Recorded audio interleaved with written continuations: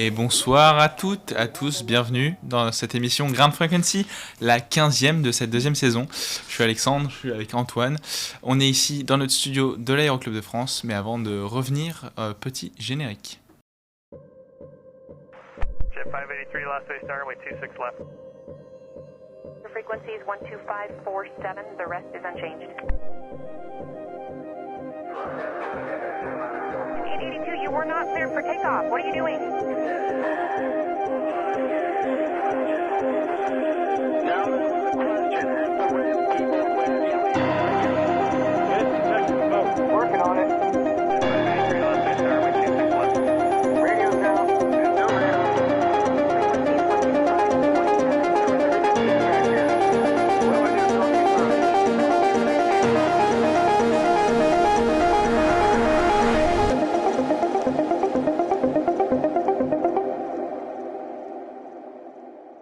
Et de retour ici dans notre studio à l'Aéroclub de France. Ce soir, je suis accompagné de mon fidèle camarade Antoine. Bonsoir Alexandre, bonsoir à tous, ravi d'être de nouveau dans une émission Ground Frequency, deux émissions en en 2 deux semaines.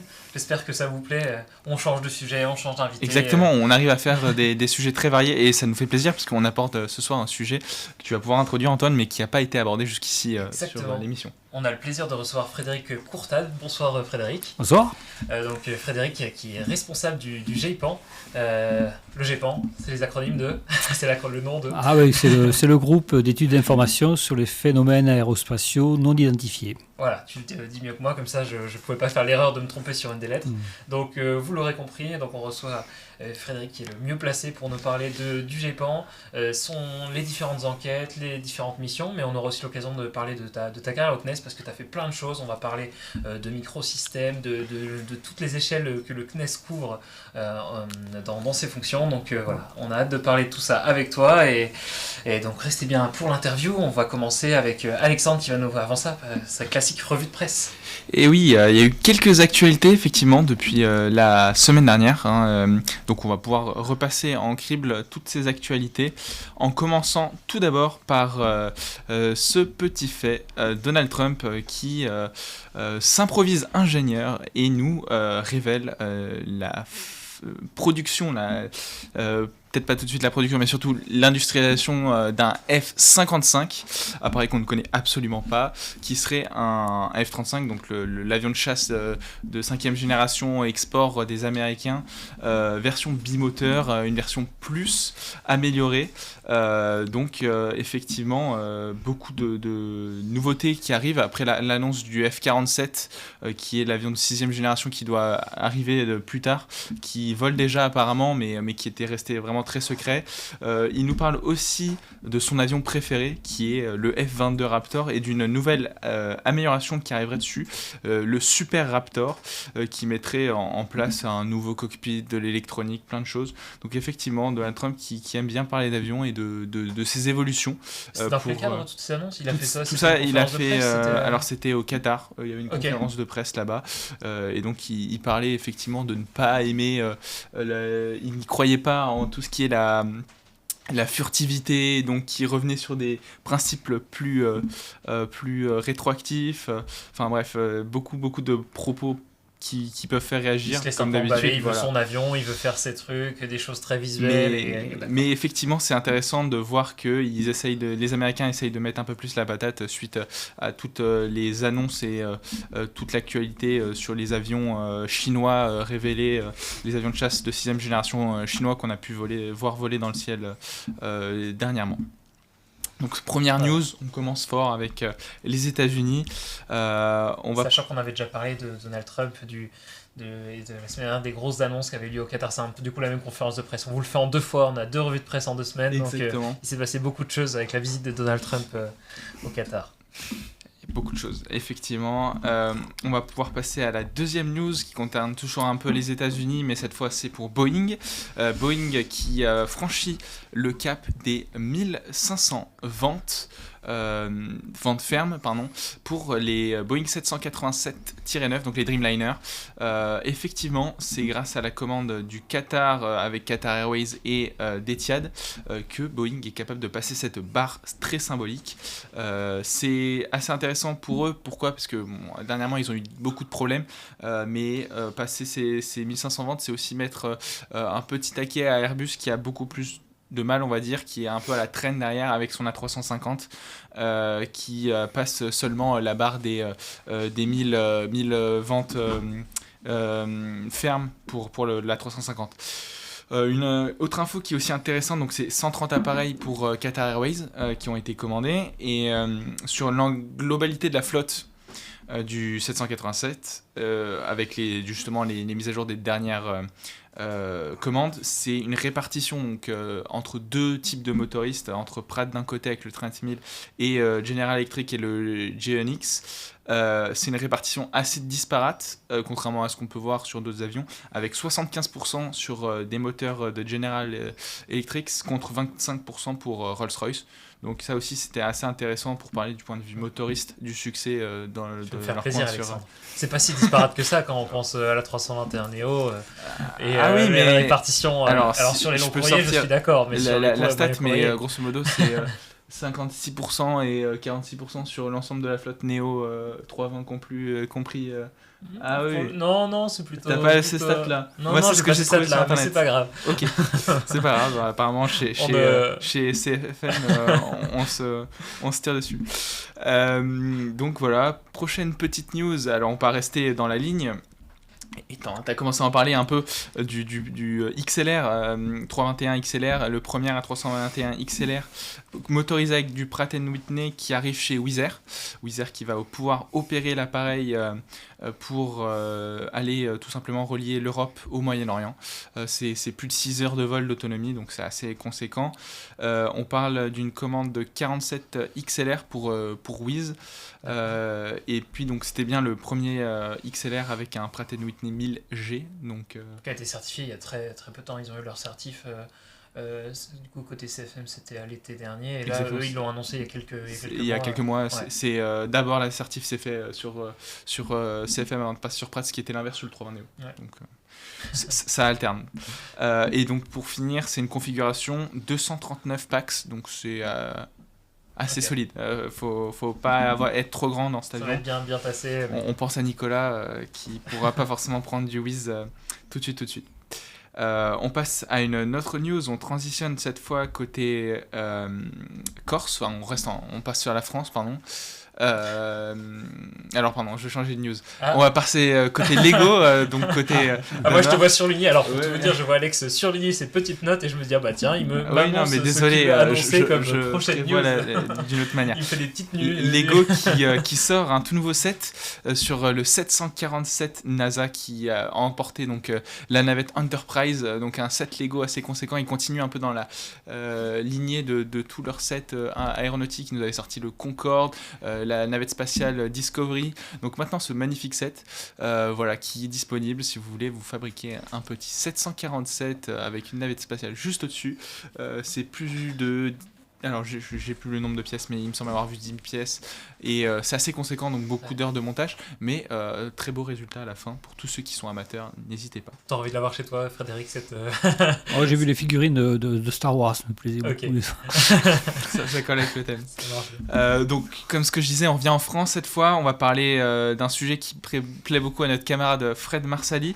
On parle de Canadair, mais cette fois une news un peu moins drôle, donc Pélican 35 qui est un Canadair de la sécurité civile française qui s'est abîmé près des côtes corses, qui fait qu'il est immobilisé, alors pas loin, il me semble, d'Ajaccio.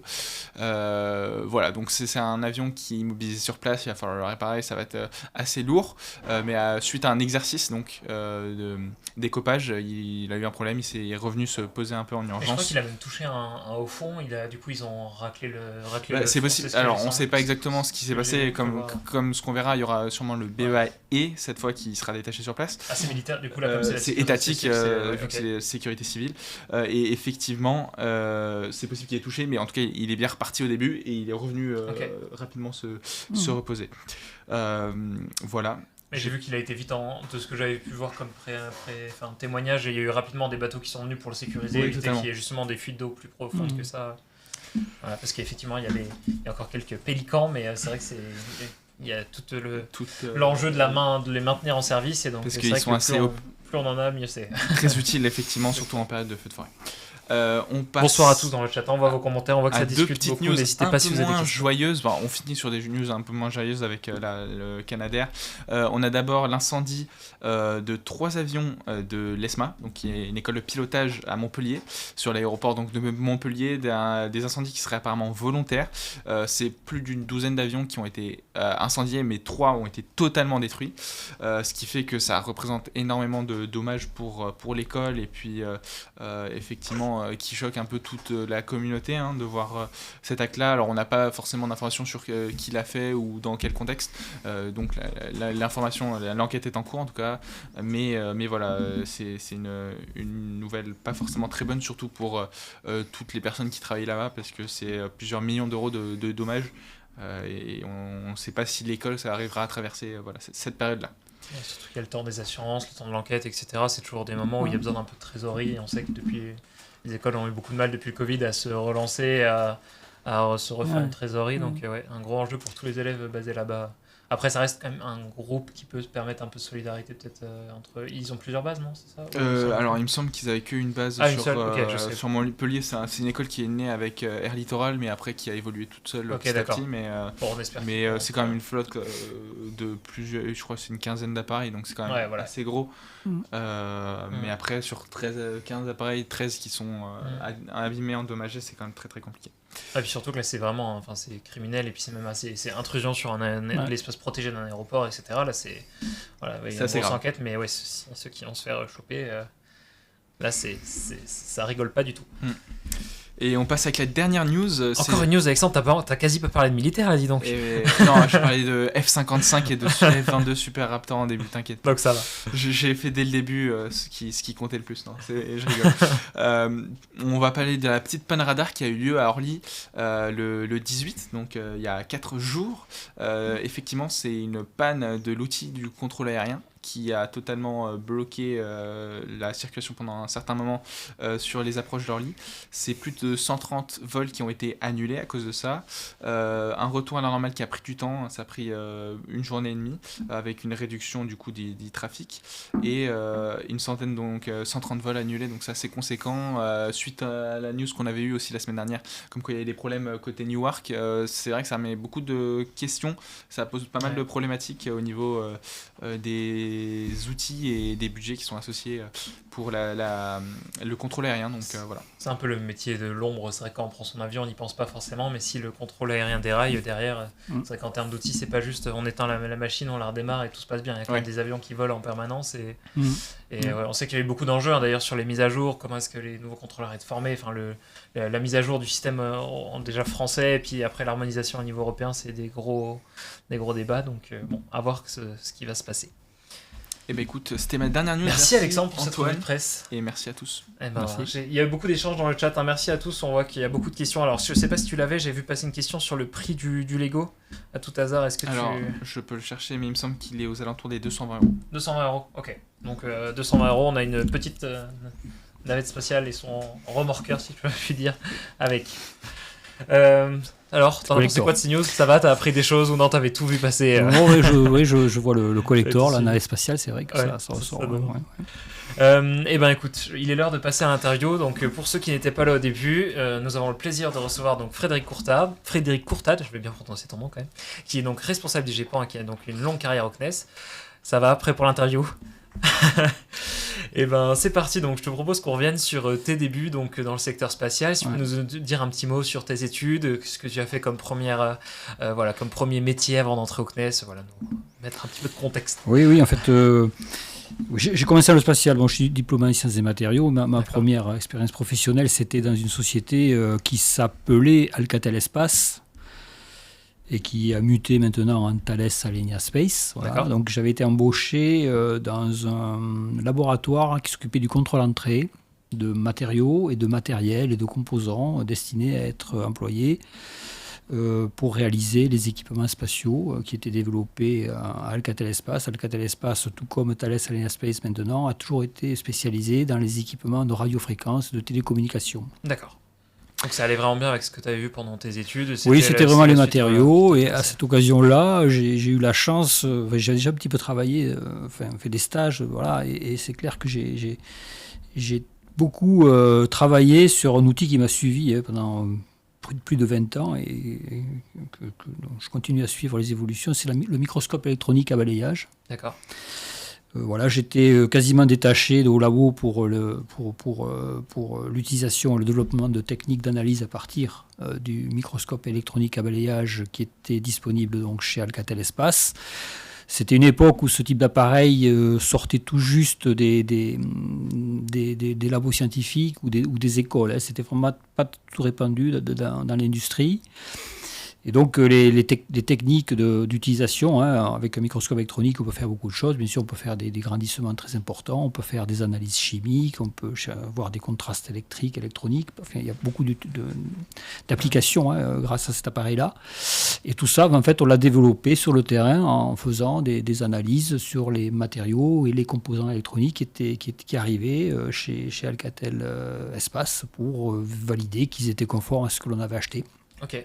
Voilà. Donc là, c'était vraiment une partie, en fait, vous aviez un nouvel outil pour vraiment mieux caractériser ce qu'il y avait, et il fallait, voilà, on sait pas, il n'y a pas de notice un peu toute faite pour vos usages, Voilà, il fallait développer les protocoles de tests, etc. Il y avait beaucoup de sciences qui avaient été faites autour des microscopes électroniques pour trouver les limites d'utilisation, tout ce qui est optique électronique, tout ce qui est, voilà, toute la théorie avait été bien développée et était connue, hein, je dirais même depuis l'après-guerre, ça a commencé après l'après-guerre, hein, les microscopes électroniques. Les Américains ont failli même en amener un sur la Lune, à un moment donné, c'était prévu.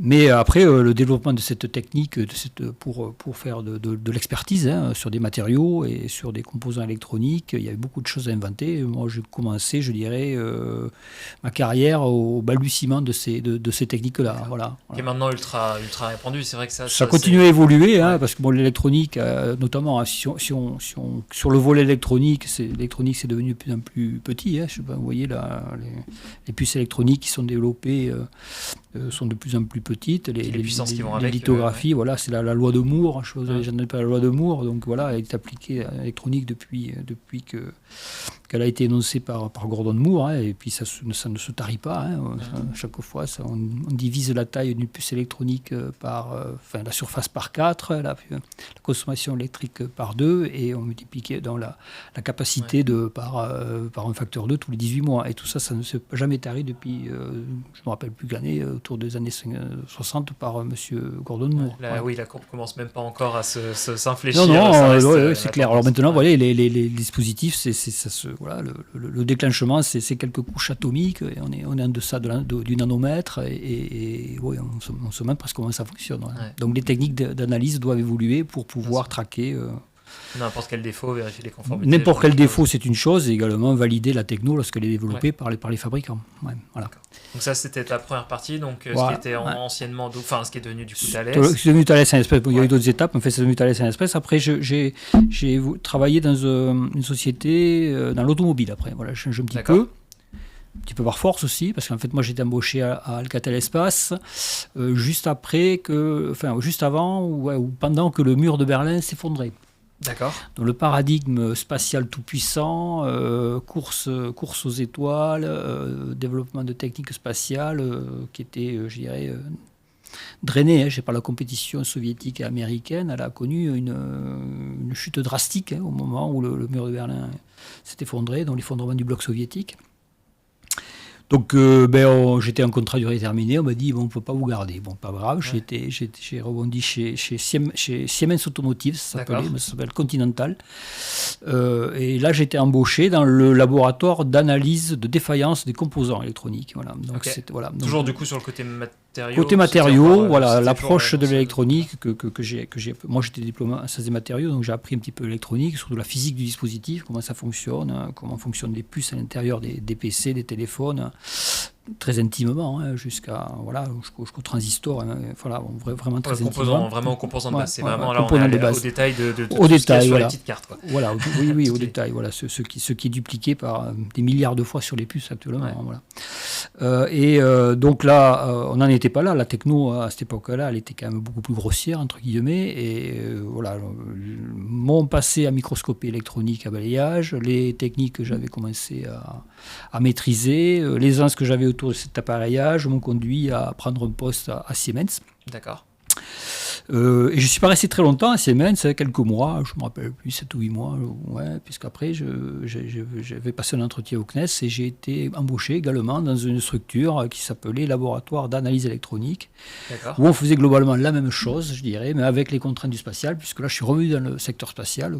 Quel est ton secteur pendant tes études, tu avais quand même ça en tête, c'est vraiment ton secteur Oui, qui et tentait depuis que puis t'étais voilà, jeune. moi mes études c'était plutôt la métallurgie et les céramiques et les matériaux composites. Dans le sud de la France, c'était pas très en vogue, hein, en fait. Donc j'avais quelques attaches sur la région, donc si tu veux rester là, il faut bouger Ouais. et apprendre autre chose. Donc voilà, ça s'est fait comme ça aussi, c'est des opportunités, hein. On choisit pas tout, hein, mais Bien sûr. c'est clair que j'ai pu rentrer au CNES dans ce laboratoire, et là on m'a confié la responsabilité du laboratoire d'expertise électronique là, voilà, toujours pareil, autour de la microscopie électronique à balayage, autour d'instruments de radiographie très perfectionnés. Ok.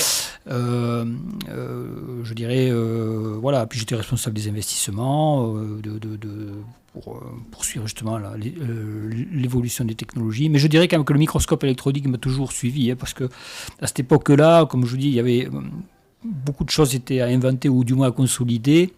Et à Toulouse a été créé par un physicien, un prof de physique de l'INSA, une entité qui s'appelait le club MEB. MEB, Pour microscope, voilà.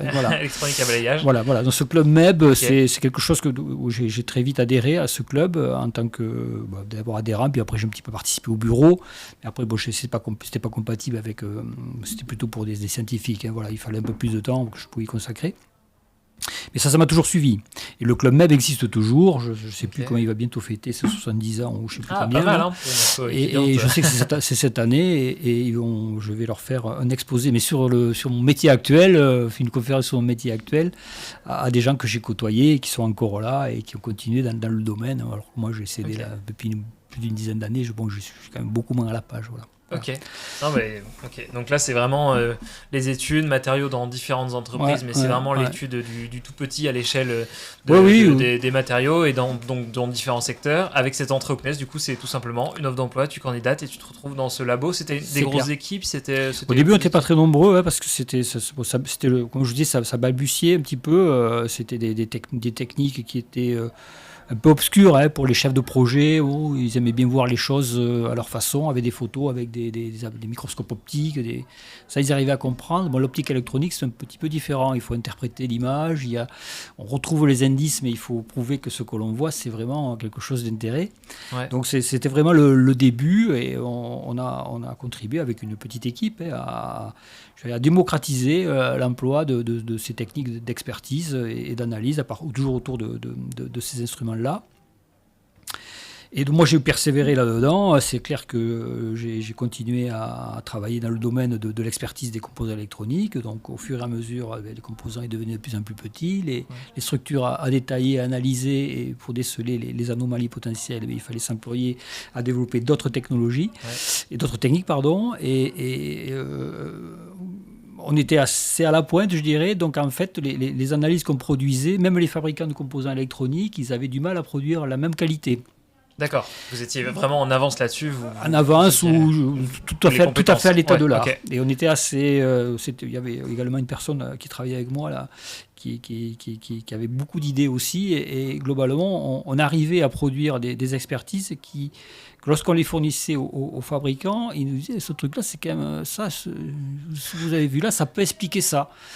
Et donc, souvent, ils nous conviaient à leur présenter, on allait chez les fabricants, on leur présentait nos analyses, et en contrepartie, ils nous expliquaient comment était fabriqué le composant électronique. On rentrait très intimement dans le détail de la technologie.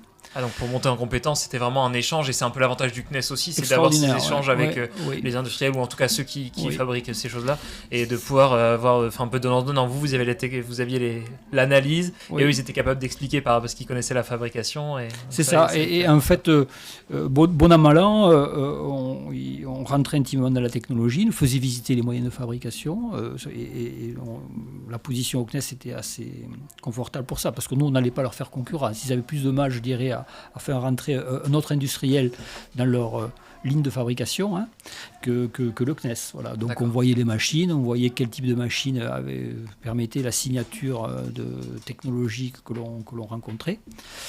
Donc au fur et à mesure, à force d'analyser les composants et de comprendre comment ils étaient fabriqués, on m'a dit, écoute, c'est bien joli ce que tu fais maintenant, plutôt que d'analyser a posteriori les composants qui sont en anomalie ou que l'on cherche à caractériser, eh ben, tu vas aller voir directement les fabricants de composants électroniques que l'on va utiliser et faire ce qu'on appelle des audits de fabricants.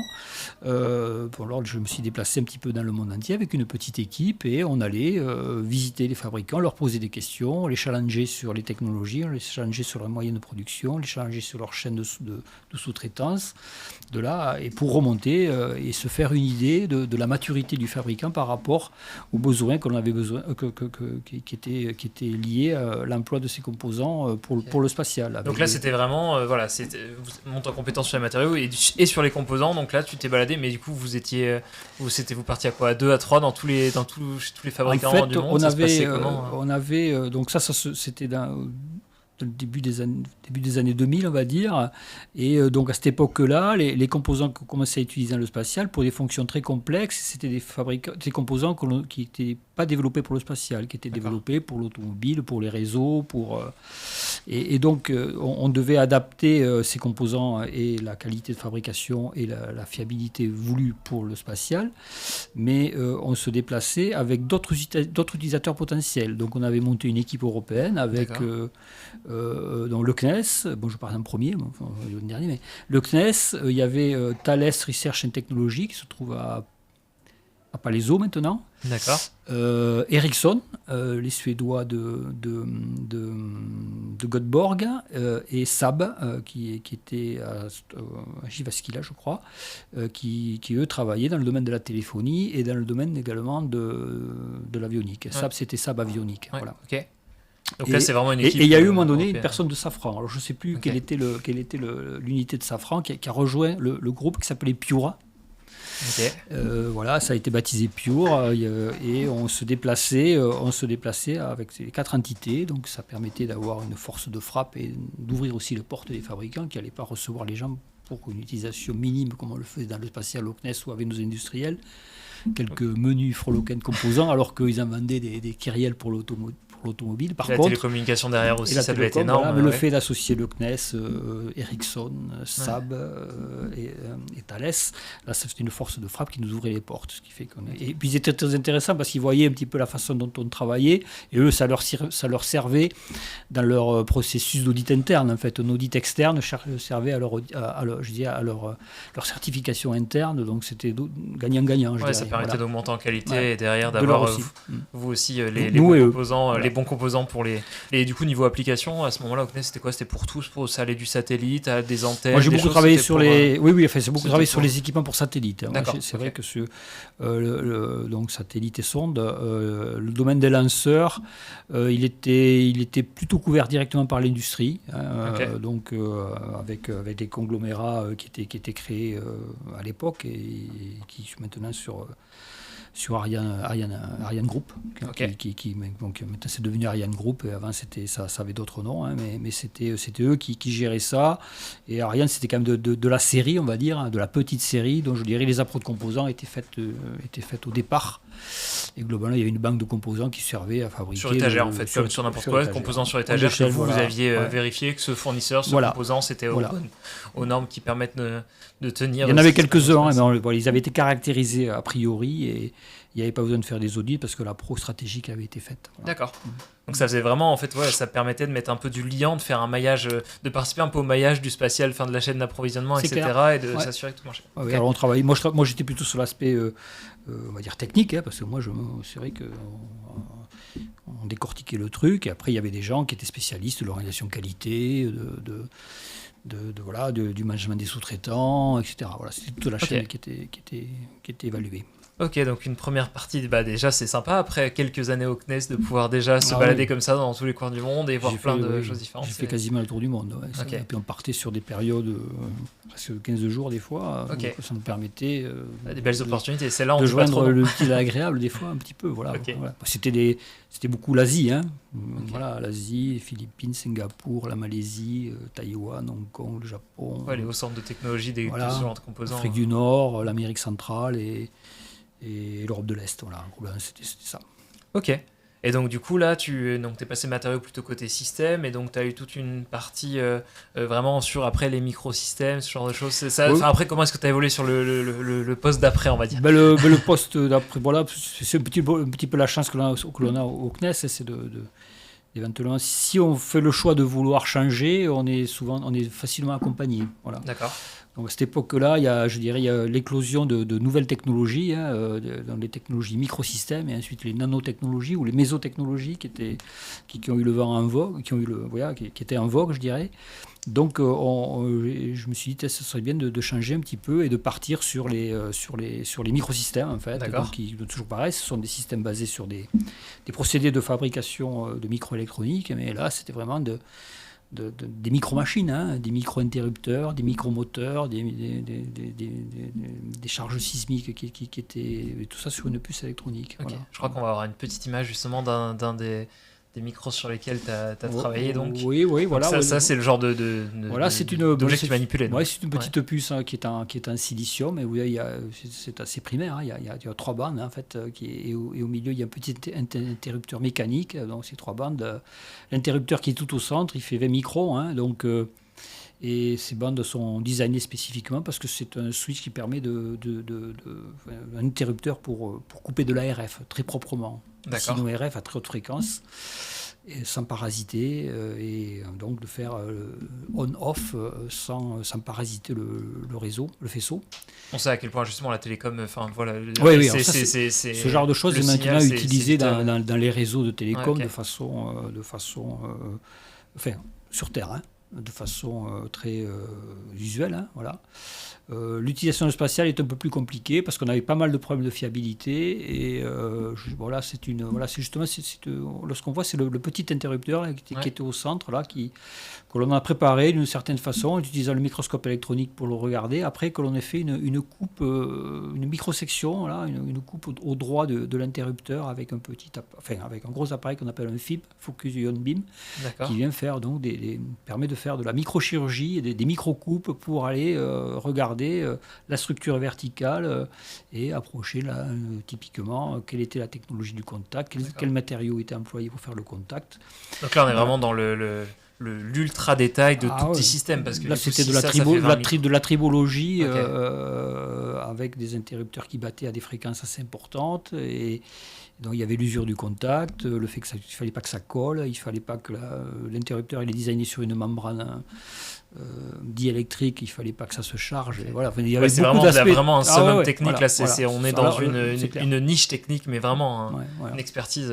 Très fine. Il n'y a peut-être pas beaucoup de personnes. Enfin voilà, c'était à l'époque en plus, c'est peut-être moins maîtrisé que maintenant. On a donc, cherché à le développer, mais ouais. au départ, on a essuyé les plâtres. Oui, c'est clair D'accord. qu'on était assez peu à s'intéresser à la fiabilité des composants, parce que bon, dans le spatial, on a du mal à réparer un vol, alors que c'est sûr que ça, même dans l'utilisation d'un réseau terrestre, c'est largement redondé, et donc si quelque chose tombe en panne, voilà, le système se débrouille. Dans le spatial, il se débrouille un petit peu, mais de façon quand même beaucoup moins alerte, je dirais, que sur un réseau au sol. Donc il fallait assurer un minimum de fiabilité. Donc, c'est pour ça qu'on s'est beaucoup intéressé à la fiabilité de ces microsystèmes.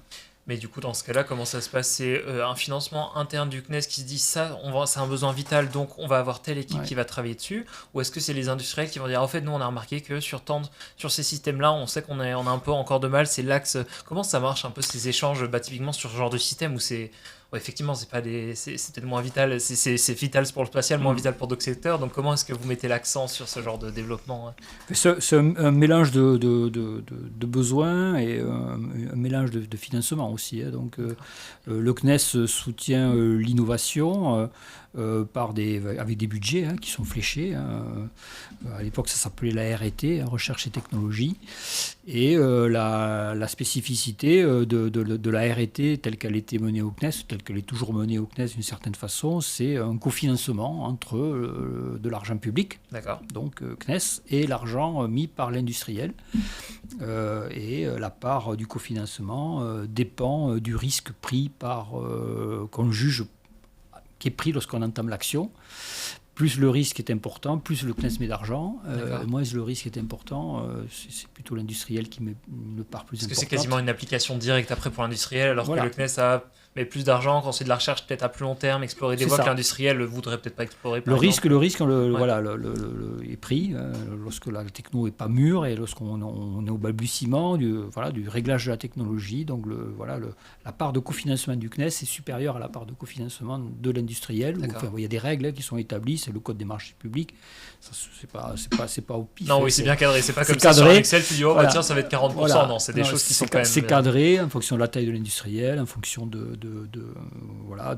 secteur aussi, qui est porteur ou qui n'est pas porteur, des roadmaps thématiques aussi, qui sont celles du CNES et celles des industriels, qui sont mergées pour essayer de voir, et également celles de l'Agence spatiale européenne.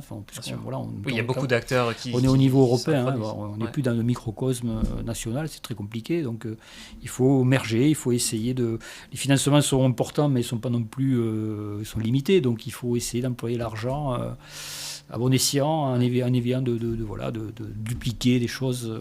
C'est assez compliqué parce qu'il faut que tous les États, la construction européenne, l'agence spatiale européenne, elle a essuyé les plâtres depuis très longtemps sur ce côté-là. Voilà. Okay. Voilà. Donc ça fait partie là où il faut réussir à éviter les grains de sable et mettre quelque part, c'est un peu de la diplomatie. Ok. C'est clair. On avait des diplomates pour ça. Voilà. Chacun son. Il y a les experts techniques, et il y a aussi les diplomates.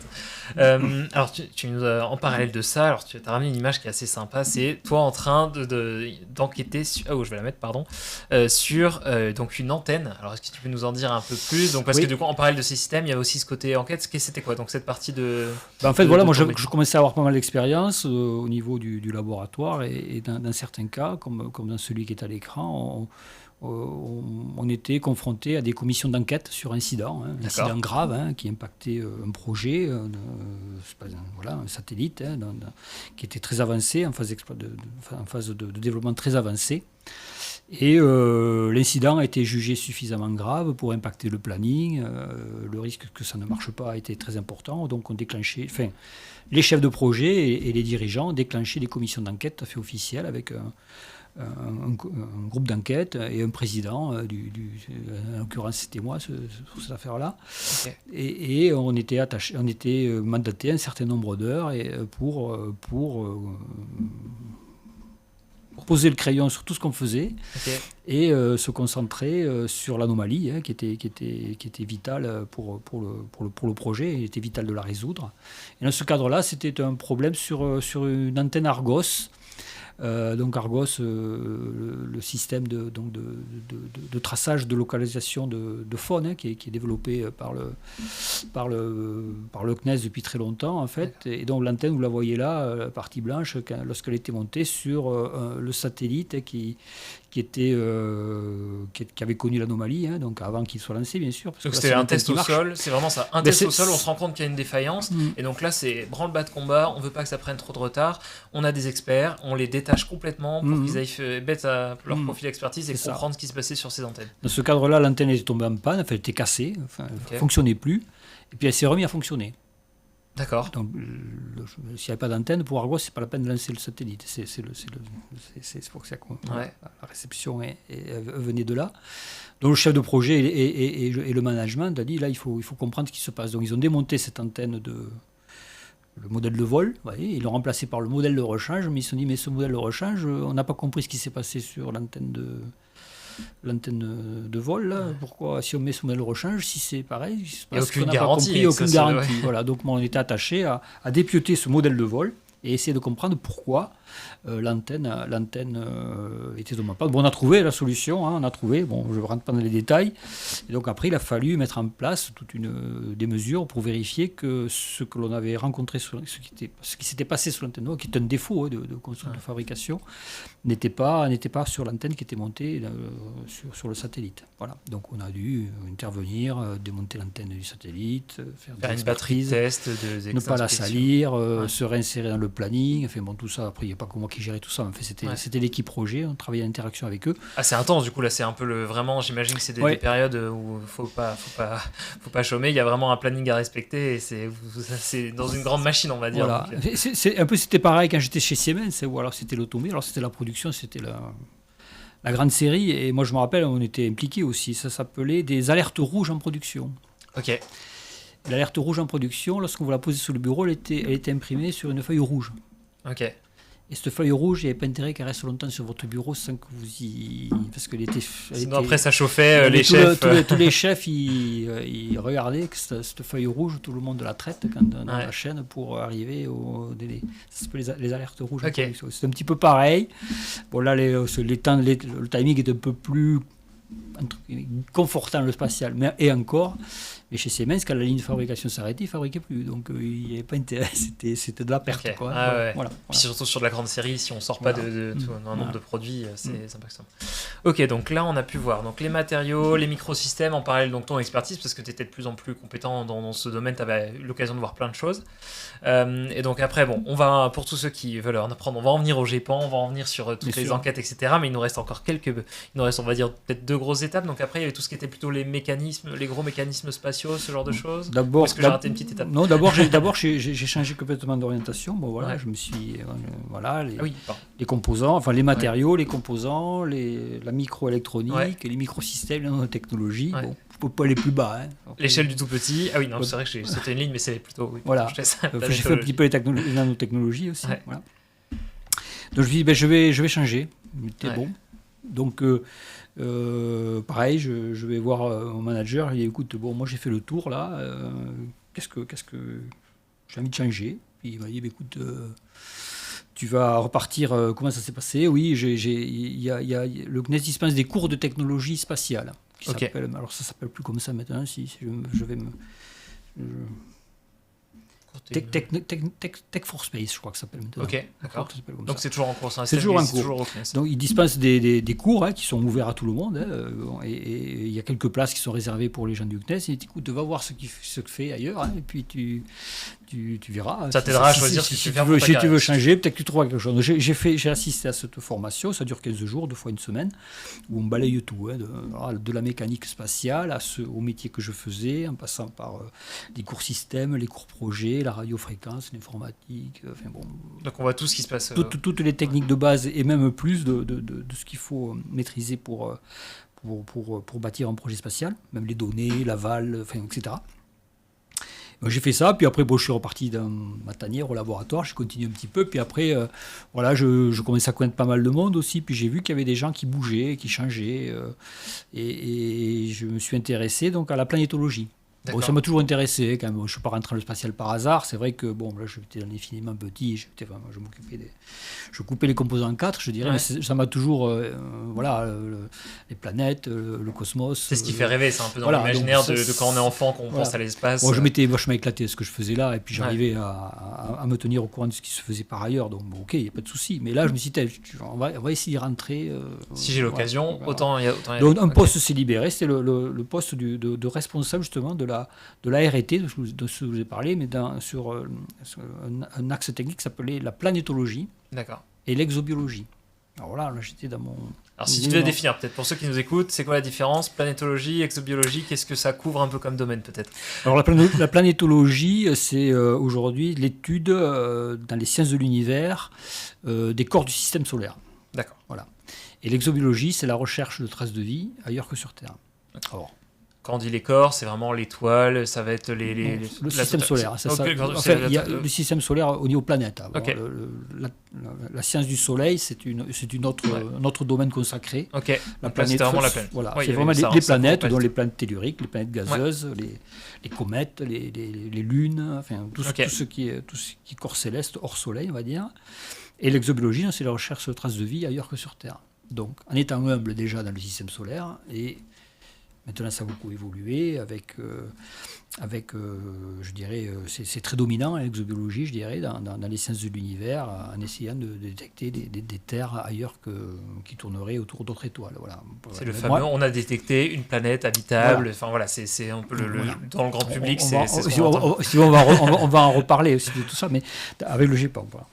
Mais c'est clair que voilà, donc là ça m'a changé complètement, mais bien que j'étais quand même assez bon, j'aimais ça, donc j'étais au courant, et là je suis parti dans un autre monde. Et là c'est plus le monde du petit, déjà c'est un peu plus gros, et on travaillait directement avec les laboratoires scientifiques, hein. Donc la majorité sont des laboratoires scientifiques qui sont rattachés au CNES, avec on appelle ça des laboratoires associés, qui ont des capacités de recherche scientifique, c'est-à-dire très théoriques, on va dire, mais également des capacités pour réaliser des instruments Ok. destinés à être montés sur des sondes spatiales pour aller explorer d'autres corps célestes dans le système solaire. Voilà.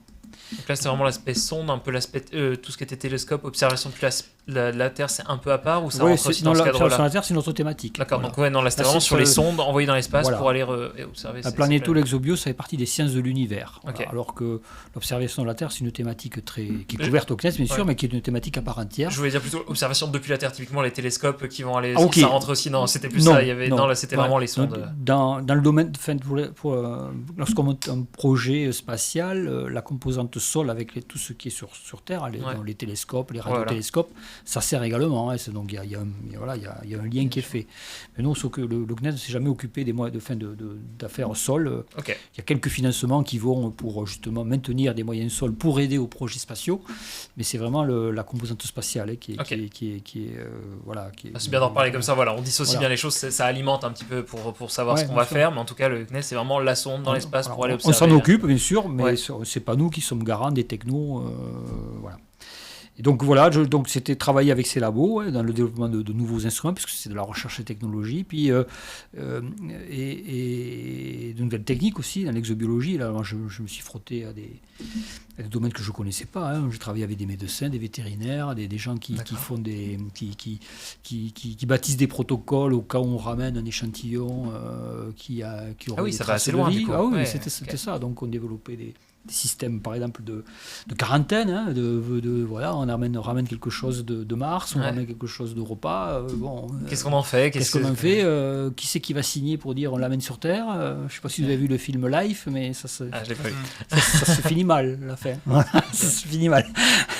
c'est un petit peu ça, voilà, c'est un petit peu la thématique. Bon, il n'y a pas que ça, mais donc ça couvrait beaucoup de choses, à la fois donc les instruments, les protocoles d'analyse, la sécurisation, la protection un petit peu des planètes aussi, pour pas aller. L'exobiologie, c'est bien joli, mais il ne faut pas, quand on va sur une planète ou sur un corps stellaire, amener nous des traces de vie et dire tiens, on a trouvé quelque chose, mais finalement c'est nous qui avons amené les bactéries. Voilà, tout ça, c'est un domaine qui est très lié. Où en étais-je Oui, et l'opportunité aussi s'est ouverte pendant que j'ai pris ce poste en recherche technologique. Il y a un projet qui a démarré, qui s'appelait JUICE. Alors tu dois avoir L'image va apparaître. une info. JUICE, donc voilà, JUICE, donc c'est l'acronyme anglais pour Jupiter Icy Moon Explorer, donc l'explorateur des lunes glacées de Jupiter, qui est une sonde sous maîtrise d'œuvre de l'Agence spatiale européenne, dans lequel 17 pays étaient impliqués pour fabriquer ce qu'on appelle la charge utile scientifique, donc tous les instruments qui sont déployés sur cette sonde pour aller explorer donc, les lunes glacées de Jupiter. C'était moi, la première fois? Ça n'avait jamais été fait avant? C'était un peu. C'est la première fois que l'Europe y va toute seule. Ouais. Ok, d'accord. Voilà. Donc c'est clair jusqu'à présent, on a besoin des porteurs américains ou russes pour voilà, s'extraire, gérer de l'attraction terrestre et avec une bonne vitesse de libération pour aller explorer les autres corps célestes. C'est la première fois que l'Europe se dote d'un véhicule complètement autonome, avec des technos européennes.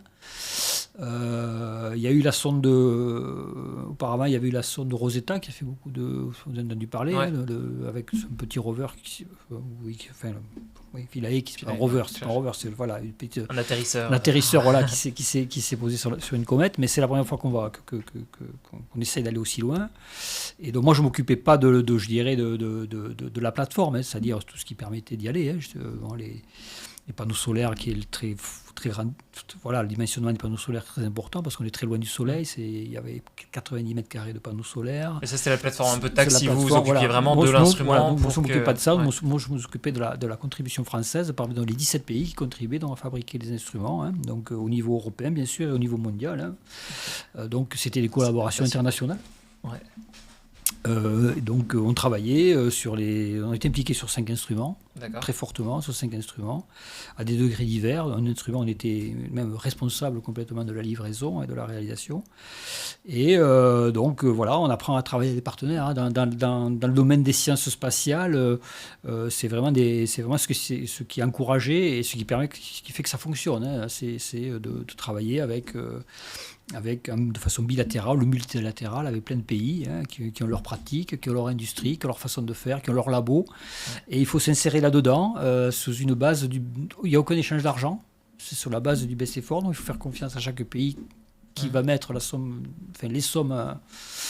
qui vont bien pour arriver à ces fins. Donc, On voilà. veut voir, mesurer quelque chose. Enfin, il y a des scientifiques qui ont une idée pour montrer Ouais. quelque chose, de mesurer des choses. Comment on va le faire? Qui s'en occupe? Enfin voilà, c'était Voilà. un peu coordonné tout Donc, ça. chaque instrument avait un leader, hein, donc ça peut être 10 instruments sur JUICE, donc on va dire 5 avec une participation française, même 6, mais on va dire 5.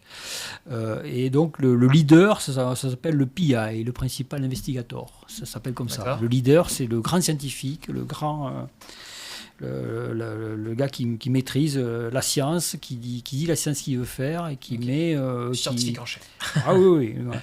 Et dans le cadre de la responsabilité de l'instrument français, moi, le PI avec qui j'ai eu l'occasion de travailler, ça aussi, c'est quand même c'est Yves Langevin.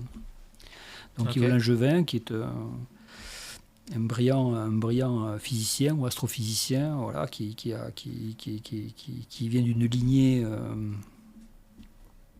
Voilà, sans vouloir faire, voilà, c'est quand même l'arrière-petit-fils de Pierre-Marie Curie, D'accord, ok. petit-fils de Frédéric Joliot-Curie, C'est dans les gènes, quoi. et qui lui-même est une personne extraordinaire. D'accord. C'est une personne très brillante et qui est passionnée par ça, hein, et qui travaille ici aussi à Orsay, là, enfin, qui est un peu âgé maintenant, mais fait qu'il les mérite. Donc moi j'ai eu la chance aussi de travailler avec lui, hein, qui lui pilotait. Lui il voulait faire sa science. Bon, il était un peu plus âgé que moi, donc il avait aussi sa façon de vouloir imprimer sa marque. Et On faudra quelqu'un qui a donc, plus d'expérience, qui voilà, sait et un peu puis où il veut moi c'est la aller. science, toi c'est la technique. Je dis à un moment donné il faut que la science et la technique Faut que se ça rejoignent converge, ouais. parce que sinon on va faire peut-être le plus bel instrument du monde, mais on va rater le départ parce Ouais. que ça arrivera trop tard. Donc c'était un travail très très quelquefois acharné, hein, pour faire valoir stop, il faut arrêter, sinon il faut pas aller plus loin, sinon on va rater le départ. Et la spécificité de le développement de JUICE, c'est un des projets spatials de telle envergure, hein. JUICE c'est 1,5 milliard, hein. C'est pas, Ouais. voilà. Puis le côté européen, voilà, se montrer. Voilà. Il y avait beaucoup d'enjeux derrière, un peu même Voilà, politiques. donc, ouais, beaucoup, et surtout, l'Agence spatiale européenne, donc maître d'ouvrage, avait décidé, au travers de son chef de projet et du haut management de tout ça, de dire il n'y aura pas de retard. Il n'y aura pas de retard. JUICE partira à l'heure. Donc, faut livrer à l'heure. Et c'est pas habituel. C'est même inhabituel. Il y a Le spatial a du toujours un retard. peu pris Il y a l'habitude toujours d'avoir quelques mois de décalage. Donc il y avait tous ces laboratoires qui disaient oui, on va partir, oui. Oui. Non, là, cette fois-ci, c'est vrai. Eh Faut y ben, aller. alors, je peux vous dire, heureusement qu'il y a eu le Covid pour arrêter À ce point-là. Non, mais c'est Ah ouais. heureusement. Enfin, voilà. Malheureusement, il y a eu le Covid, je dirais. Et pour le programme, Mais pour le programme, je dirais, il y a eu un an de flottement entre la date escomptée pour le lancement et le lancement officiel, qui a eu lieu en 2023, qui ont permis, je dirais, de permettre à tous les instruments de rattraper le retard qu'ils avaient, parce que la plupart avaient pris cette habitude de dire tout le monde nous le dit que ça va partir à l'heure, mais ça part jamais à l'heure. Voilà. Ok. Et là, c'est parti à l'heure. Donc, le chef de projet, qui était un Italien là, basé à Noordwijk en Hollande, c'était un manager hors pair et qui a tenu, qui a mis l'argent qu'il fallait aussi pour tenir les délais. Et je vous dis, sans l'intermède du Covid, on aurait presque pas pu partir dans les délais impartis. Et on ne pouvait pas partir n'importe quand, parce que le voyage vers Jupiter et ses lunes, on ne peut pas partir n'importe quand. Il y a des fenêtres de tir. Et donc Yves Langevin, qui était en plus d'un brillant scientifique, avait des compétences en mécanique céleste et en mécanique spatiale et en orbitographie. C'était quasiment lui qui maîtrisait suffisamment les trajectoires à faire, donc les phases de décollage, les phases d'assistance gravitationnelle autour des planètes pour prendre de la vitesse, s'échapper de l'orbite terrestre. D'accord. Et ensuite voguer vers Jupiter. Et donc, il y avait des fenêtres de tir. Si on partait en 2022, si on y arrivait dans 8 ans. Si on part en 2023, c'est 8 ans et demi. Si on part en 2024, c'est 12 ans. Donc, c'est pas pareil. Non, mais c'est pas pareil. C'est aussi pour ça qu'il y a les enjeux de partir. On peut partir en 2024 et mettre 12 ans. On n'est plus à 4 ans près. Mais si vous mettez 4 ans de plus, il faut mettre plus d'ergols, plus de carburant. Il faut dimensionner les batteries différentes parce qu'il y a des phases d'éclipse. C'est plus le même produit. C'est plus le même produit. Donc, si on doit rajouter des trucs, on enlève de l'instrument scientifique. Et alors, qui accepte de rogner sur son instrument? Personne. Donc voilà, d'où l'intérêt où ça motive après peut-être derrière. Donc, voilà. Ok, donc c'était vraiment ton rôle, un rôle assez génial de plein d'interactions pour avoir puis un bel objet du coup en plus. Tu étais avant sur du tout petit, on n'avait pas un peu la vision d'ensemble. Là, tu avais la vision d'ensemble d'un produit c'est clair, assez quand génial. j'étais voir Juice chez Airbus en fin d'intégration, c'est sympa de voir là, plus de 5 tonnes le truc. Donc, c'est un bel accomplissement. Ouais. Donc, il est parti en 2023. Là. Okay. Et il va arriver dans 8 ans et demi. Sympa quand même. C'est des projets si long terme, c'est incroyable. C'est l'avantage du spatial aussi. Et du coup, reconversion réussie, c'est un truc qui t'a beaucoup plu. Ouais. Alors, on va peut-être accélérer un petit peu sur la partie pour passer jusqu'au GEPAN. Tout le monde finalement. Non, tout est intéressant. Tout est intéressant, mais on va dire sur le côté sur la com, c'est vrai que les plus gros questions étaient effectivement. On a des petites demandes dans le chat, donc on va peut-être passer. Donc après, tu as une partie aussi, donc manager, contrôle des soft, etc. Je rentre pas dans les détails. Après, j'ai différents postes et avant d'arriver au GEPAN. Voilà, j'ai pris une expérience de management de domaine des mécanismes et des équipements du SCAO. Je rentre pas dans le détail. Donc ça, c'est des équipements pour les plateformes en fait, pour la stabilisation des satellites et les mécanismes.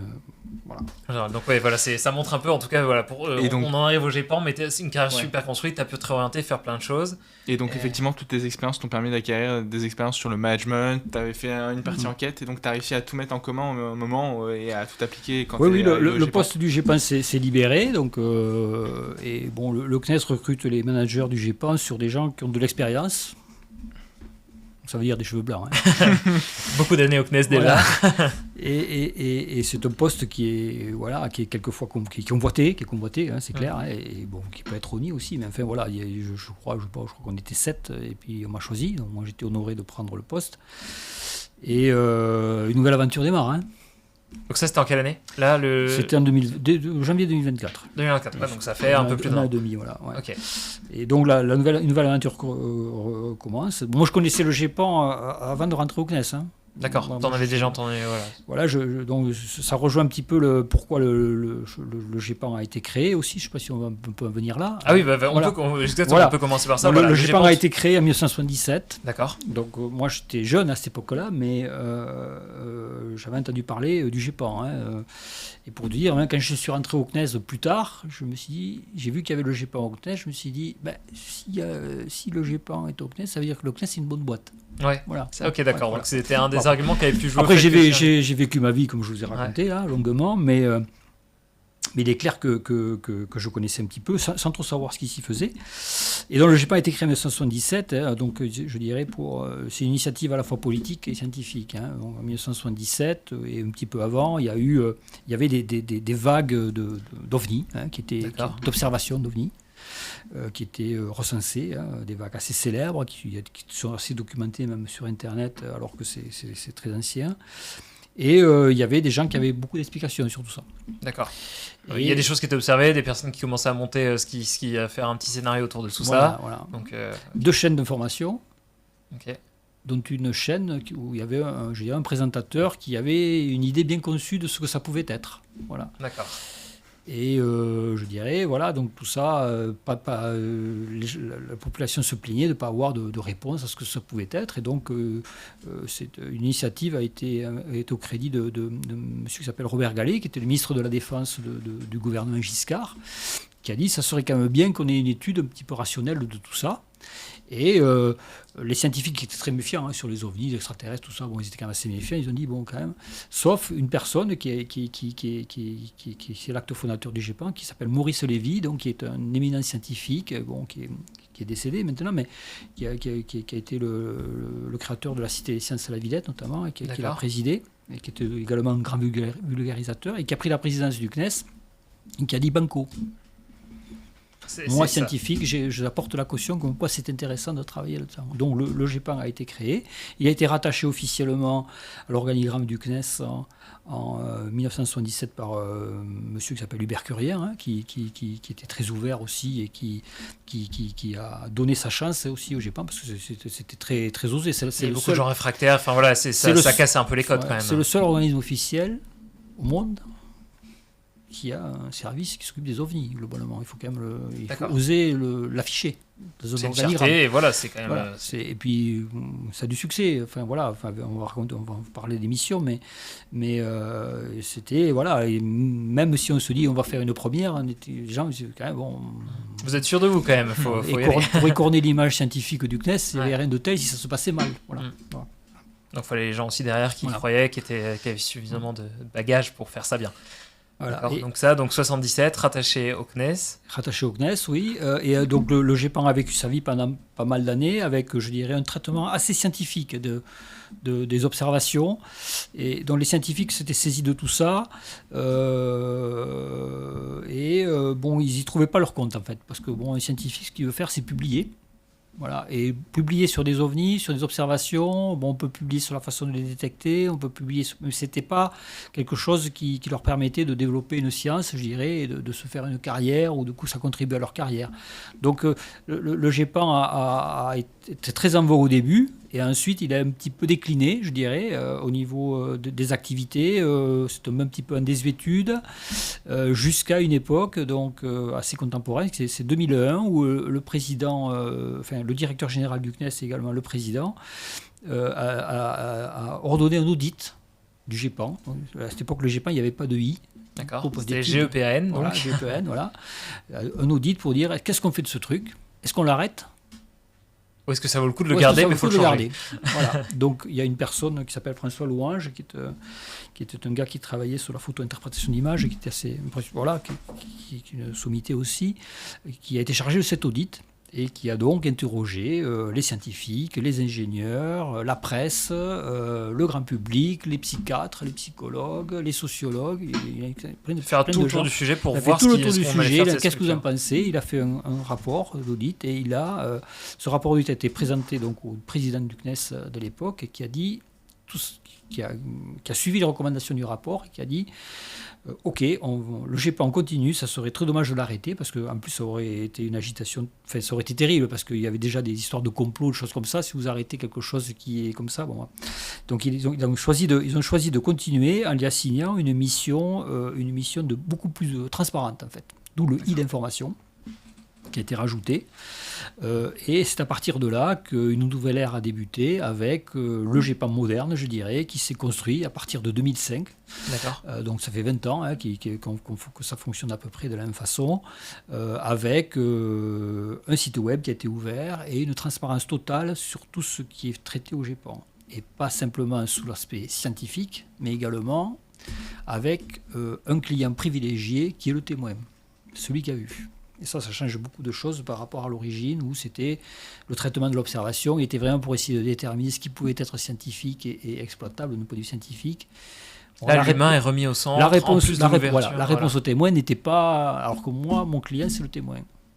Et bien sûr, on fait Information de la population. Il y a le I qui, Le en I, fait, voilà. Le n'existait témoin, pas la avant, qui là est population, remis voilà. au centre vraiment des activités. Donc on continue à faire des rapports d'enquête, ils sont tous disponibles sur le site, qui ont une vocation bien sûr scientifique, les gens peuvent l'exploiter de façon scientifique, mais à la fin, la conclusion, on répond aux témoins. Vous avez Ok. vu ça, vous n'avez pas vu ça, et c'est ce qu'il a. Donc voilà la mission du GEPAN, c'est Voilà. voilà, c'est bien résumé, parfait. Et du coup, suite à, est-ce que tu nous dis que c'est tes clients, est-ce qu'on pourrait revenir un peu sur peut-être le déroulement justement d'une enquête, comment Ouais. est-ce que ça, alors peut-être avant ça ou comme tu préfères, on peut faire soit le déroulement d'une enquête, soit comment elle est structurée en fonction des personnes, parce que il y a un petit peu les deux Peut-être qui la sont structure. liées. La structure, et ben on Ouais. peut commencer par ça. Les deux me vont. Ouais, voilà, la structure, Donc du coup j'ai une petite image sur, donc vous êtes plusieurs à la fois donc dans la structure et vous appuyez sur des bénévoles, c'est C'est ça? Je retrouve l'image. oui. Oui, voilà, donc mon travail est au-delà d'animer une petite équipe, hein. On est 3, hein, on va dire, hein, donc on n'est pas nombreux, hein, de staff CNES, hein, payé par le contribuable pour travailler sur ça. Mon travail, c'est d'animer donc plusieurs groupes, hein, donc qui sont résumés sur cette image-là. Ouais. Donc le GEPAN est au centre, bon, c'est mis au centre.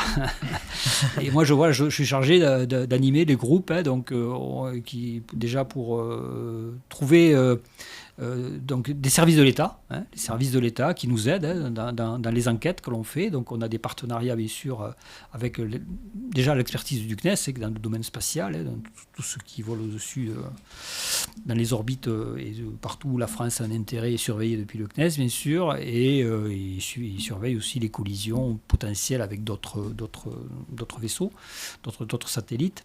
Donc ce service qui s'appelle le Centre opérationnel de surveillance de l'espace nous apporte une expertise sur tout ce qui peut conduire à une observation, D'accord. soit des satellites en visibilité, soit des rentrées atmosphériques, soit des bolides, des choses comme ça. Donc là, c'est vraiment tout ce qui se passe dans Voilà. l'atmosphère. Donc ça, c'est un au-dessus, service ouais. voilà, au-dessus de Au-dessus, 5, ouais. au-dessus de 100 km. Ouais. Voilà. Dans l'espace. Et ensuite, on s'appuie sur d'autres services. Donc, on a des partenariats qui sont liés avec la gendarmerie nationale, notamment, qui est le partenaire historique du GEPAN, même sans le I, hein, donc c'était même avant le GEPAN.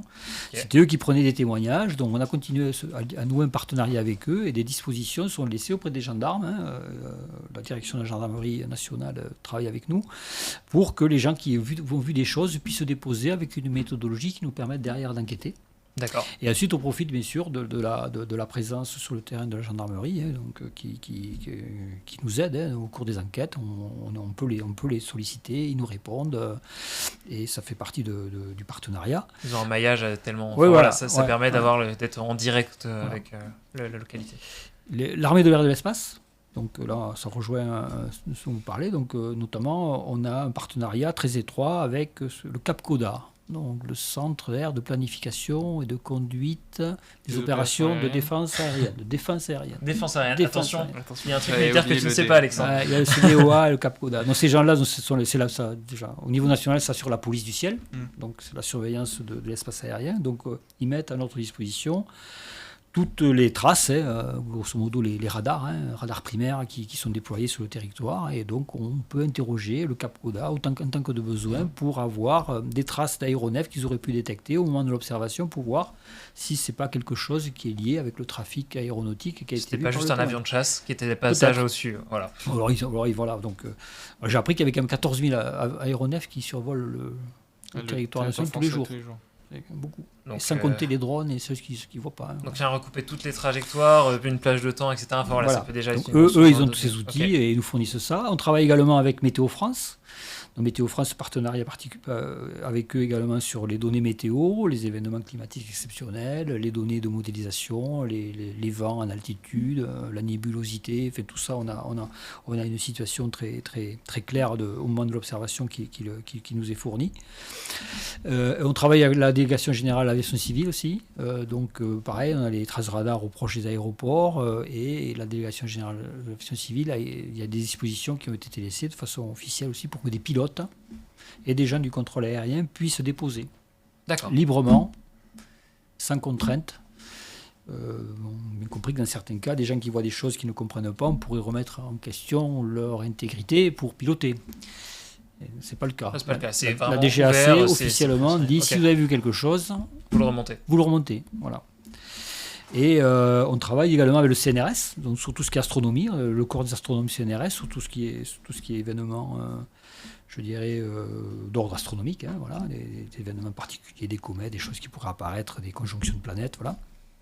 Et également le CNRS sur une discipline qui est très exacerbée, je pense, c'est la psychologie cognitive, hein, et la psychologie clinique aussi quelquefois, mais surtout la psychologie cognitive, hein, avec un laboratoire, hein, qui est basé à Jean Jaurès, à l'université Jean Jaurès notamment, qui travaille sur la cognition, le langage, l'ergonomie. Et ces gens-là nous aident, hein, à traiter les témoignages, puisque nous, notre matière de base, c'est vraiment le témoignage des gens, hein, qui nous rapportent leur observation, pour étudier dans ces témoignages s'il n'y a pas des biais de perception qui entacheraient leur façon de nous raconter ce qu'ils ont vu. Et comme on est tous touchés par des biais cognitifs, il y en a certains qui sont plus ou moins évidents lorsque les gens mélangent l'émotion et réalité de ce qu'ils ont vu, et dans la façon dont ils nous le racontent, ça se retranscrit. Donc ces gens-là nous aident non pas à tracer le profil psychologique des gens, on ne peut pas se le permettre, c'est pas la mission du GEPAN, mais vraiment sur le récit. Là, c'est sur le récit, sur la façon de faire un entretien auprès du témoin. On a des méthodologies d'entretien cognitif qui sont développées avec eux, qui nous permettent de remonter ce qui est vrai et faux souvenir. Voilà. Et c'est un professeur de psychologie judiciaire qui travaille avec nous, hein, donc lui il travaille pour essayer quand les gens mentent, et nous c'est plutôt quand les gens veulent dire la vérité, mais ils reconstruisent du souvenir. Voilà. On essaie de détecter tout ça. Et donc justement c'est un des aspects assez intéressants, c'est que tu étais donc scientifique, tu as vu des choses, ça a toujours été assez vraiment rationnel, enfin voilà, de la mesure, des choses que tu pouvais observer, mesurer. Les sciences dures, je sais pas si ça existe encore. Mais du coup là tu as dit de former, et justement ce que tes témoignages, on a justement une petite image de tout ce qui encadre ça, donc là c'est des choses, tu as dû te former, tu as des équipes, tu as été toi-même te former du coup. On s'intéresse après, il y a des choses qui sont vulgarisées, voilà, sur tout ce qui est biais de perception, il y a des biais cognitifs qui sont très connus, hein, lorsque les gens racontent. J'ai lu il n'y a pas très longtemps un ouvrage qui m'a été recommandé qui recense grosso modo une trentaine de biais cognitifs. Voilà. Et il y a des biais, le biais d'intention est un biais qui est typique des gens qui croient un petit peu trop voilà, c'est des gens qui voient quelque chose dans le ciel et j'ai l'impression qu'il m'a suivi. Donc ils prêtent une intention. Ah, une intention à ce qu'ils observent, voilà. Vis-à-vis d'eux-mêmes. Voilà, vis-à-vis d'eux-mêmes. Alors pourquoi ? D'accord. Il y a plusieurs raisons. Parce qu'ils se croient les lus, parce que ils étaient là au mauvais moment, ou parce que c'est eux. Voilà. Et ce biais d'intention est quelque chose qu'on essaie de détecter. Enfin, pas que celui-là, mais c'est quand même quelque chose que l'on voit souvent dans des témoignages. Et c'est pas qu'ils nous mentent, mais globalement, ils vont nous raconter les choses. Et ça va être entaché de ce biais. Donc, quand on va déployer notre méthodologie d'enquête, on va partir sur des fausses pistes. Voilà. D'accord. Donc là, c'est vraiment un peu la première étape. Ça, justement, là, ça fait peut-être la transition avec l'enquête. Ça va être épurer la donnée d'entrée pour essayer après à enquêter sur des bases un peu saines, en enlevant pas tous les biais. Enfin voilà, mettre un peu plein de filtres. Pour la ce travail est fait par les enquêteurs aussi. Hein. Donc le deuxième, si tu remets le schéma, je le remets. Il y a le deuxième organe, là à droite, c'est les enquêteurs. Donc on travaille, la spécificité du GEPAN, c'est qu'on travaille avec des enquêteurs bénévoles. N'importe qui peut être enquêteur auprès du GEPAN, enfin quand je dis n'importe qui, on sélectionne, hein, bien sûr, parce qu'on n'a pas beaucoup de place, mais les gens qui ont une passion particulière pour le spatial, l'aérospatial, la technique d'enquête, ou les trois, ils peuvent postuler pour être enquêteurs au GEPAN, et nous, le GEPAN, et également des enquêteurs qui sont très aguerris, dispensent une formation à ces enquêteurs pour qu'ils puissent appliquer la méthodologie que l'on prône pour enquêter sur les pans. D'accord. Voilà. Ils viennent au CNES, on leur dispense une formation, on leur donne des informations complémentaires. Ils sont formés justement aux techniques d'entretien cognitif, quelque chose que je vous dis qui est très très important pour nous, et ce qui nous permet d'avoir en totale autonomie. On a un pool d'une quinzaine d'enquêteurs actuellement qui sont en totale autonomie pour traiter l'enquête. Donc voilà, vous repliez vraiment sur cette base de personnes qui sont un peu passionnées, qui sont vraiment intéressées. Vous les recrutez, vous les formez, et après vous leur confiez des enquêtes. On les lâche pas, hein, mais en fait on leur fait confiance de bout en bout. D'accord. Voilà, donc on leur envoie ils ont des lettres de mission officielles du CNES et du GEPAN pour pouvoir interroger les pouvoirs publics, les mairies, les syndicats initiatives, les pompiers, en fait tout ce qu'ils peuvent. Ils peuvent présenter ce document officiel. Ils disent qu'ils enquêtent pour le GEPAN et globalement ça ouvre les portes. Donc ils peuvent déployer l'enquête. Quand ils vont sur le terrain, ils vont notamment ils peuvent pousser des portes et habituellement on leur répond. Voilà. Ok. Et donc on les laisse en totale autonomie jusqu'à qu'ils nous proposent, enfin on les aide bien sûr. Moi j'ai une enquêtrice attitrée au service qui sert la coordination d'enquête et qui justement aide justement à canaliser le flux d'informations qui viennent des services de l'État en fonction de la catégorie d'enquête. Et mais ils vont jusqu'à proposer la classification du cas. D'accord, alors ça, on va peut-être y revenir juste après. Donc là, on a fait le tour de tous ceux qui Pas sont... tous, non, parce que Il y a aussi... quand les enquêtes sont difficiles, on réunit ce qu'on appelle un comité d'experts, un collège d'experts, donc ça c'est la case en bas de centrale. l'image, Voilà. Donc ouais. il y a également une quinzaine de personnes qui sont des sommités, je dirais, au niveau national, dans plein de domaines. Hein. Donc on a des pilotes, des anciens pilotes, des pilotes d'hélicoptères, des gens spécialistes de drones, des gens spécialistes de la météo, de la foudre, des plasmas, de la détection radar, des parachutes, pour avoir la bonne compétence plein de pour une compétences, certaine enquête, voilà, d'oiseaux, pour les solliciter. Voilà. ornithologie, enfin beaucoup Ok. de choses les gens qu'on le sollicite quelques fois par an sur des enquêtes difficiles et qui permettent de donner leur avis sur une hypothèse que l'on a émise ou nous réorienter l'enquête. Et pour boucler la boucle, le GEPAN est piloté, ou plutôt surveillé, enfin, je sais pas, entre les deux, parce qu'on appelle le COPEPAN, donc le comité de pilotage du GEPAN. Voilà, donc le comité de pilotage du GEPAN, ce sont globalement mon management et des managers des services de l'État que l'on côtoie, à qui je présente le travail. D'accord. Et Ok. qui Ça valide fait- le travail que l'on a fait, la feuille de route. Et le président du COPEPAN rapporte directement au PDG du CNES. D'accord, donc c'est sur vraiment un organe qui est vraiment... Voilà, c'est un organe consultatif, mais Ouais. qui peut pousser la porte et dire voilà, le GEPAN, il remplit ses missions, il va au-delà. Enfin, il faut, Ok. voilà, c'est très. Faut rendre des comptes. On nous pose une question. Combien d'enquêtes sont menées par an et est-ce qu'il y a eu une évolution sur le nombre d'enquêtes justement au fil des années? On reçoit à peu près 800 signalements par an. Enfin, on reçoit énormément de courriers, hein, de témoignages, et on extrait, je dirais, à peu près 800 signalements de cas d'observation. Et on arrive à répondre assez rapidement sur la majorité. Ok. Voilà. Et on diligente des enquêtes, une centaine d'enquêtes par an. Ok. Voilà. Ça, là, c'est la procédure fouillée, complète, en mettant en place toute la méthodologie qui est résumée dans les rapports d'enquête. Ok, ouais, donc ça fait quand même un bon... Tout belle ça, c'est quantité. réparti sur 15 enquêteurs, Ouais. plus la personne qui est chez nous. Donc voilà, vous voyez le ratio. Donc on leur demande qu'ils s'investissent un petit peu. Voilà. Ok, effectivement, on n'y va pas comme ça pour faire une petite enquête par an, non, c'est vrai qu'un enquêteur au GEPAN, Voilà. on est... Et ben, du coup, je propose qu'on... Qu'on T'avais passe une aux question questions de du chat. chat. Il y en a plusieurs effectivement. Bah, On comme nous il y a demande- beaucoup de choses sur les enquêtes, je pensais repartir peut-être Bah, sur c'était le... la Voilà, question comment c'était... justement, est-ce qu'on a une enquête type et est-ce qu'on peut suivre un peu la résolution de cette enquête si jamais tu as un truc qui va autour Ouais, de ça. exactement. On avait justement reparti un peu, je crois que tu nous avais parlé de 7 étapes, il y a une image qui va s'afficher, Ok. de 7 étapes lors du déroulement d'une enquête, c'est ça? C'est pas je ne pense pas que ce soit les 7 étapes du déroulement de l'enquête, là, c'est les 7 étapes pour la résolution du cas et le classement. Enfin, je vais y Ok. revenir. Donc, ces 7 étapes, il y a des choses très importantes, enfin, des messages à passer aussi. Voilà, bon, le GEPAN est notre client, c'est le témoin, c'est ce que j'ai dit. Donc, la collecte du témoignage est une étape importante, hein, qui est faite par le site web du GEPAN, l'adresse générique, des courriers postaux, les gendarmes, des PV, la DGAC, enfin, bon, Ouais. plein de tous les canaux possibles. Et ensuite, on a ce qu'on appelle la constitution d'un dossier. Et ça, c'est pas que de la paperasse. D'accord. C'est terrible, c'est peut-être même l'étape primordiale pour nous. Hein. Le GEPAN d'enquête, on est tenu de publier nos résultats. Donc le GEPAN n'enquêtera sur un cas que s'il a obtenu l'autorisation au préalable du témoin que l'on peut publier ce qu'on va trouver, quel que soit le résultat.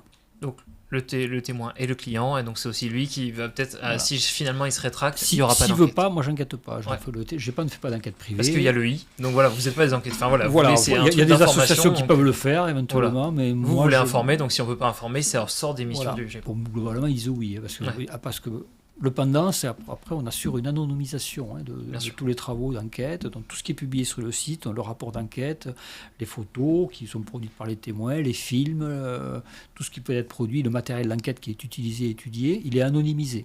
On a une documentaliste qui travaille à plein temps pour nous, qui anonymise tout. On peut pas...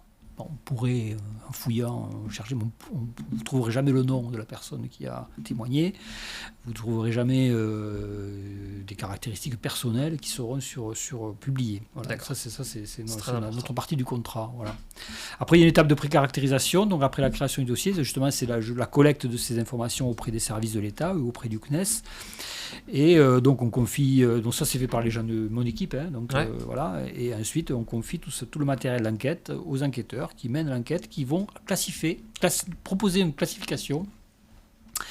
Je ne sais pas si tu as le schéma. J'arrive. Voilà. On reviendra sur celui-là. Une classification sur le cas. Ouais, voilà. Donc il y a quatre lettres qui caractérisent le cas. Donc là, vous avez ici, je vois une illustration récente, je vois qu'il y a 3200 et quelques cas publiés. Donc ça, c'est le nombre de cas qui sont publiés sur le site web du GEPAN.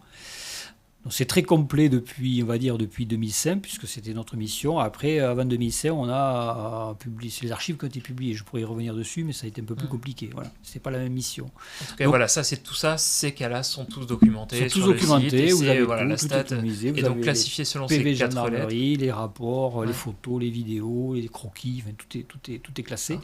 Et donc là, vous avez la classification qui va de A à D. Donc A, ce sont les phénomènes que l'on a parfaitement identifiés, à peu près un quart. De choses dont on est sûr que la personne, c'est une prise, elle s'est trompée, elle a vu ça, ou elle n'a pas su reconnaître, enfin il n'y a pas de mal. Donc la classification B, où en fait, dans ce cadre-là, ce sont également un phénomène qu'on a identifié, très très probablement, il nous manque, je dirais, dans la preuve ultime, au niveau temporalité ou origine, que l'on n'a pas pu trouver, qui nous permet...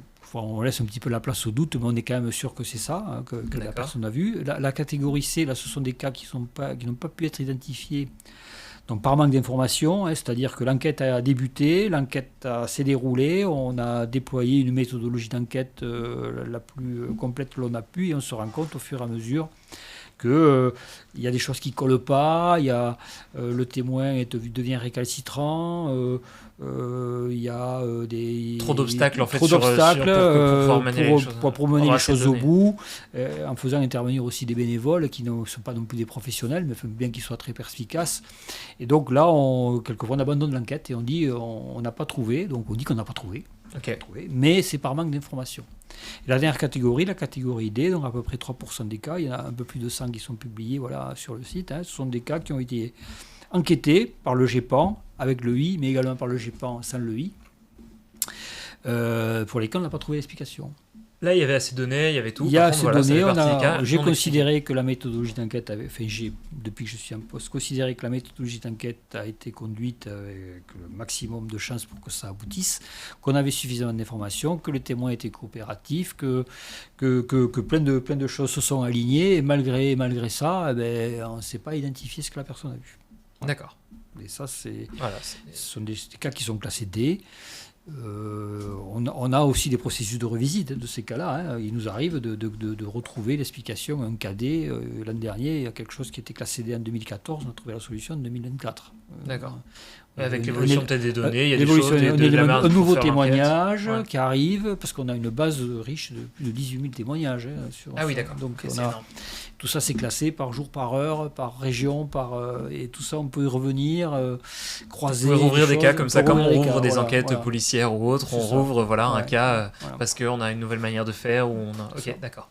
Donc voilà la répartition. Bah oui, ce graphe il est assez intéressant. Donc du coup là on est dans si je reviens sur l'enquête, donc là à ce moment-là la classification est proposée, elle est avalisée donc par mon équipe et c'est moi qui ai le dernier mot. Voilà, donc, et c'est publié. Donc il y a une phase d'anonymisation. Donc ce que je dis est très important pour nous. C'est le pendant de l'autorisation que l'on fait aux témoins, que l'on demande aux témoins, et la publication sur le site web. Donc vous avez les 3200 cas qui sont publiés, et on continue à en publier au rythme d'une quinzaine tous les 2 mois, en fonction de ce qui nous arrive et de ce que l'on traite. D'accord. Ok, donc voilà, là on a vu toutes les étapes, donc il y a toute la partie un peu paperasse, recueillir plein de choses, tout le témoignage, donc le côté humain, plus tous les autres, tout ce qu'il peut y avoir en plus, tout classifier, de remettre ça aux enquêteurs qui ensuite vont mener l'enquête, classifier et après le stocker sur le site pour que ce soit accessible à tout le monde avec anonymisation. C'est cela. Ok. Et bah, du coup, la question qu'on avait aussi beaucoup dans le chat et qui nous intéresse, c'est est-ce que tu aurais des petits exemples d'enquêtes ou de choses? Alors, moi, j'ai une petite illustration de choses qu'on a pu voir qui sont. Des personnes ont fait des témoignages. Est-ce que tu as des exemples, toi, d'enquêtes dont tu as envie de parler, de choses qui sont un peu des cas courants ou des choses Qu'est-ce que. Voilà. Enfin, bon, là, ce que vous avez, je pense, c'est des images de choses qui pour des méprises, bon, tout à fait classiques. Après, sur les, voilà, par rapport à un aéronef, par rapport à une rentrée atmosphérique, un bolide, enfin, c'est des choses que les gens n'ont pas su reconnaître et que, bon, on a une certaine expérience. Et puis, des fois, c'est difficile à reconnaître aussi. Ça, c'est la catégorie A, du coup, en général, assez ouais, facilement. A ou B, voilà. oui, A ou B, voilà. Okay. Bon, on parle. On a également des connexions avec d'autres réseaux. On a par exemple le réseau Fripon, qui est un réseau d'identification et de collecte de tout ce qui est bolide qui rentre sur le territoire national, donc des météorides, voilà, que l'on consulte aussi, qui est ouvert et qui nous donne des informations. Il y a énormément d'outils qui sont à la disposition de l'enquêteur et donc qui permettent de développer cette méthodologie et de fil en aiguille, après avoir adressé la situation astronomique, aéronautique, météorologique, ornithologique, les cas de rentrée atmosphérique, on arrive bon an mal an à voir ou pas quelle est l'hypothèse qui colle ou pas à l'observation, ce qui nous permet d'évaluer l'étrangeté. Si aucune hypothèse ne colle à l'observation, l'étrangeté demeure très forte. Et dans le diagramme que l'on réalise pour classer les cas A, B, C et D, c'est un diagramme qui parle qui trace la consistance du cas en fonction de l'étrangeté. D'accord. Voilà. Donc consistance en ordonnée et étrangeté en abscisse. En abscisse, voilà. Okay. Et sachant que la consistance, c'est le produit entre la quantité d'informations et la fiabilité des informations. Tous ces paramètres sont pondérés dans une moulinette interne, et ensuite il y a une étude mathématique en fait qui nous dit le produit consistance, le produit quantité d'information, fiabilité, l'étrangeté résiduelle par rapport à la confrontation à une hypothèse. Tout ça passe dans une moulinette, ça nous place un point sur ce diagramme. Et ça tombe A, B, C ou D. Ok. Voilà, et c'est comme ça que l'on fait depuis. Et ça s'est un petit peu affiné. On est en train de travailler encore, mais ça permet aussi d'avoir, par rapport à tout ce qui s'est vu depuis les dernières années, on a gardé la même substance pour avoir un repère, quoi. Qu'on n'ait pas changé la façon de noter les cas du GEPAN, qui reste. Cette classification, on la retrouve un petit peu partout. Elle est reprise un petit peu partout, au niveau des associations ufologiques et également d'organismes internationaux. D'accord, donc c'est un truc un peu standard. Enfin voilà, c'est les grandes catégories qui vont être utilisées partout dans le monde, parce que oui, il n'y a pas que des témoignages en France, donc évidemment, il y aura des choses. Ok. Et du coup, toi, depuis que tu as pris, donc là, en 1 an et demi, oui, on a beaucoup on avance bien sur le créneau. J'espère que ça vous intéresse. Il y a plein de questions chat, j'ai pas eu le temps de tout lire, mais du coup, c'est passionnant, c'est passionnant. Est-ce que depuis que tu es arrivé, il y a des cas qui t'ont un petit peu marqué? Il y a des choses, là, par exemple, je sais pas, des KD ou des choses que tu suspectais pas qui existaient dans les choses? Est-ce que. Les KD, ils sont publiés, donc vous pouvez les voir. Moi, je peux vous parler d'un cas qui nous interloque depuis quelques temps avec quelques enquêteurs. On a plusieurs observations sur le territoire national des gens qui ont rapporté des observations qui se croisent et des gens qui ne se connaissent pas partout sur le territoire. Et également, on a des informations avec des liens qu'on a avec des associations en Belgique aussi, notamment. D'accord. D'apparition de 3 anneaux lumineux orange qui voleraient en formation à une distance que l'on estime une altitude pas très importante. Et cette observation qui nous a été racontée par plusieurs témoins qui ne se connaissent pas sur plusieurs zones du territoire, on n'arrive pas à l'expliquer. D'accord. Voilà. Donc c'est quelque chose on essaie de travailler de façon acharnée, on mobilise le comité d'experts dessus. On a suffisamment d'informations pour la classer non identifiée, on l'a classée D parce qu'on a vraiment cherché, et les autres, l'enquête est en cours pour voir si on a suffisamment d'informations ici pour considérer que l'enquête est aboutie. Et ça aboutira sûrement en classement D, on va voir comment ça évolue. Mais ça, c'est quelque chose qui est quand même assez étonnant de trouver actuellement des observations qui sont rapportées, qui sont voilà. Apparemment, les gens ont vu la même chose. Il n'y a pas eu de vidéo là, dans ces cas-là, ils n'ont pas pensé Les à gens- sortir leur les téléphone gens- parce qu'on pense Apparemment, pas à ça ça- maintenant. la chose qui est commune, c'est qu'ils ont été abasourdis de voir ça. C'est quelque chose D'accord. qui les a très étonnés. C'est pas banal. Et on ne comprend pas. On ne sait pas ce qu'ils ont vu. On est sûr qu'ils ont vu quelque chose, puisque ça a déjà été rapporté par plusieurs. D'accord. Et puis globalement, nous, on croit les gens. Ça fait partie aussi Ouais. de l'ADN du GEPAN. Les gens qui nous contactent, ils ont vu quelque chose. Alors, quelquefois, ils n'ont pas su le reconnaître. Quelquefois, ils sont affolés. Quelquefois, ils sont curieux. Il y en a très peu qui nous font des canulars. Ouais, j'avais un Voilà. petit graphique là-dessus justement. Il y en a pas beaucoup. Alors, faut que je le retrouve. Mais oui, dans l'idée, à chaque fois, c'est celui-là. Il y a, je sais plus si on le voyait sur celui-là. Bon, c'est un Ouais. petit souci. Non, mais en tout cas, voilà, c'est vraiment Oui, une minorité. En fait, on a 2% de canulars sur Ok, ok. les gens. Et Donc, on c'est- a des outils qui nous permettent de détecter, d'authentifier des photos. D'accord. Enfin, on a des Donc, choses. justement, qui c'était nous la question autour de l'intelligence artificielle. Vous avez des outils pour essayer justement. Alors, l'intelligence artificielle, peut-être. Pour le moment, on a pour très peu et très sollicité. Enfin, on ne pense pas. Enfin, voilà.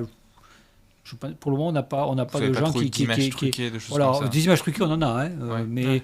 je dirais des images générées par l'IA, voilà, on n'a pas trouvé. Enfin, je pense qu'on a encore la possibilité de les détecter, puisqu'on on demande bien sûr les photos originales, donc même s'ils nous fournissent quelque chose, de les données EXIF ou autre, on va arriver à voir que c'est quelque chose qui est. Voilà. On a les logiciels d'authentification qui fonctionnent, on a donc un outil qui est développé par le GEPAN, qui est payé par le CNES le GEPAN depuis une quinzaine d'années, dans lesquels tous les paramètres techniques des appareils photo et des smartphones sont rentrés. Donc on peut confronter les photos et valider que c'est la personne dans l'original, on sait avec quoi elle a pris la photo, Ok. on sait si elle utilise un zoom, on connaît s'il y a le GPS, on a les données, si on a la ligne de visée, on a tout, on peut travailler beaucoup sur ces photos-là, on peut y superposer des outils, Stellarium, des choses comme ça, et ce qui nous permet vraiment d'authentifier d'abord les gens qui voudraient nous challenger, et également d'apporter des informations pour résoudre les cas. D'accord. Donc ça c'est vraiment, justement, on a une question du chat en rapport avec ça. Donc tu disais qu'il y avait très peu de canulars, en tout cas de personnes qui sont pas là pour avoir une réponse, mais qui sont là pour d'autres raisons. Mais il y a la question, je te trouve intéressant. Est-ce que de fait de publier les rapports, il n'y a pas des personnes qui pourraient avoir envie de tout lire et qui vont aller inventer leur propre observation parce que ça colle bien avec les trucs dont on expliquait. Non, ça c'est pas des choses. Alors l'idée, toi. Non, mais c'est le chat. Non, mais c'est une question. Non, Il est vicieux, Antoine. Ce sera un biais. Non, mais c'est une question justement. Non, mais En termes de biais humain, là, ce serait encore. Oui. Enfin, On peut tout imaginer, quoi. Les biais, on peut tout imaginer. Et il y en a un biais qui est très important au GEPAN, il s'appelle aussi qui nous touche à nous. Ça s'appelle le biais du point aveugle. C'est de croire nous-mêmes qu'on est moins sujet au biais que les autres. D'accord. Très important. Il faut faire très attention parce que tout le monde est sujet à des biais de perception, Bien sûr. des biais cognitifs, et il faut faire attention. Nous-mêmes, on en a. Donc, c'est illusoire de penser parce qu'on est averti qu'on ne peut pas être touché par ça. Voilà. D'accord. Donc c'est important. Eh ben, je pense qu'on commence à avoir bien balayé. Donc, on a vu les différents types d'enquêtes. On a vu un petit peu, donc voilà, des enquêteurs bénévoles que vous allez missionner. Donc, avec le comité du GEPAN, vous allez recueillir un peu les données, vous allez les missionner. Ils vont faire leur enquête et classer ces cas. Et vous allez mettre tout ça en ligne. Donc là, si pour tous ceux qui nous écoutent, tout est en ligne. Il y a tous les rapports, donc plus de 3000. Oui, la transparence, c'est là-dessus qu'on est attendu aussi par le comité de pilotage. Ça fait partie des missions, une mission d'information. Vous y trouverez aussi des petites explications, des petits rapports sur des observations typiques. Actuellement c'est la mode des Starlink, donc le peuplement de l'orbite basse par Elon Musk, qui continue à être très, très important. Il y a 7000 satellites Starlink en opération à 550 km de nous. Donc autant de personnes qui, quand ils les voient la première fois, se disent « Oh là là, c'est peut-être un phénomène que personne ne connaît. » Voilà, on connaît le phénomène des trends satellites. Ouais. Bon, ça, il commence à être connu, donc ça, on n'enquête plus dessus. Et bon, voilà. Donc là, c'est quoi? C'est quand on voit plusieurs satellites qui se suivent, c'est ça? Ça, c'est le trend satellite, quand ils se suivent. Donc, c'est juste après qu'ils étaient, dispensés depuis le dernier étage de la Falcon 9. Là, ils sont tous à la queue leu, puis ils vont rester à la queue leu assez longtemps jusqu'à ce qu'on leur ordonne d'aller rejoindre leur place dans le réseau. C'est comme ça que fonctionne la mise en place du réseau d'Elon Musk. Mais on les voit maintenant aussi quand ils sortent à poste. C'est-à-dire que sous certaines configurations d'éclairement par le soleil, on est capable de les voir à poste, c'est-à-dire qu'on va les voir dans notre horizon assez bas, des petits points qui se croisent et qui sont assez typiques. Et on a les premiers cas qui nous ont été rapportés par les pilotes, qui voyaient ça, qui ne comprenaient pas ce qu'ils voyaient. Ils nous disaient, mais on dirait que j'ai un combat aérien en face de moi. En plus, c'était dans la direction de l'Ukraine, vous voyez, des choses comme ça. Donc, il y avait... le pilote, il est il a la responsabilité de son équipage et des passagers. Et puis, il dit, mais j'ai ce truc-là dans mon horizon, là, on dirait deux avions qui se fightent. Et c'est typiquement ça. Et donc, on a déterminé et retrouvé les conditions qui font que les satellites de Starlink puissent se voir et être confondus avec de telle sorte. Ok, donc ça fait partie des cas un petit peu récurrents avec les nouveaux objets spatiaux. Donc ça, on est passé un peu là sur le futur du GEPAN. Est-ce que je pense, on a une question là dans le chat, je vois, au sujet des réseaux sociaux, et moi j'avais aussi une question un peu en lien avec la société maintenant, on a envie de réponses de plus en plus vite. Est-ce que c'est des choses où vous arrivez à rester encore dans votre temporalité, ou est-ce que vous avez changé un peu les process pour répondre aussi à l'évolution de la société qui veut toujours, on publie un truc sur les réseaux sociaux, directement on voudrait avoir la réponse ou autre. Comment ça vous adaptez un peu à ça, par exemple? On se méfie beaucoup d'une réponse immédiate. Bien sûr. Parce que les gens, souvent, quand les gens veulent une réponse immédiate, c'est bon, quelquefois utilisé à mauvais escient. Et le GEPAN n'a pas la réputation d'aller vite. Dans certains cas, même si on a la réponse dans la minute, on ne va pas répondre dans la minute. On va répondre un jour après. Voilà. Parce que on se méfie de l'emballement. Voilà, et puis on se rend compte que les gens, ils peuvent avoir... Sauf si les gens sont apeurés ou inquiets, là on leur répond vite, c'est clair. On regarde un peu leur état d'esprit au moment de l'observation. Mais on n'a pas la réputation de répondre vite. Il y a certaines enquêtes qui durent plusieurs années. Il faut le temps de retourner voir le témoin s'il y a besoin. Il faut retrouver le témoin. Tout ça, on a tout enregistré. Mais c'est clair que c'est... Voilà, on n'a pas la temporalité. On est très méfiant sur l'immédiateté. Il y a quelques expériences. Et puis le CNES n'est pas... le GEPAN n'est pas sur les réseaux sociaux non plus, en propre. Donc ça, c'est une volonté du CNES. On n'est pas dimensionné pour répondre, vous imaginez. Et on sait que le GEPAN est très largement attaqué par une catégorie de gens qui refusent, je dirais, une réponse rationnelle quand on peut l'apporter, et qui, quelque part, ils disent, c'est à la mode, on cache la vérité.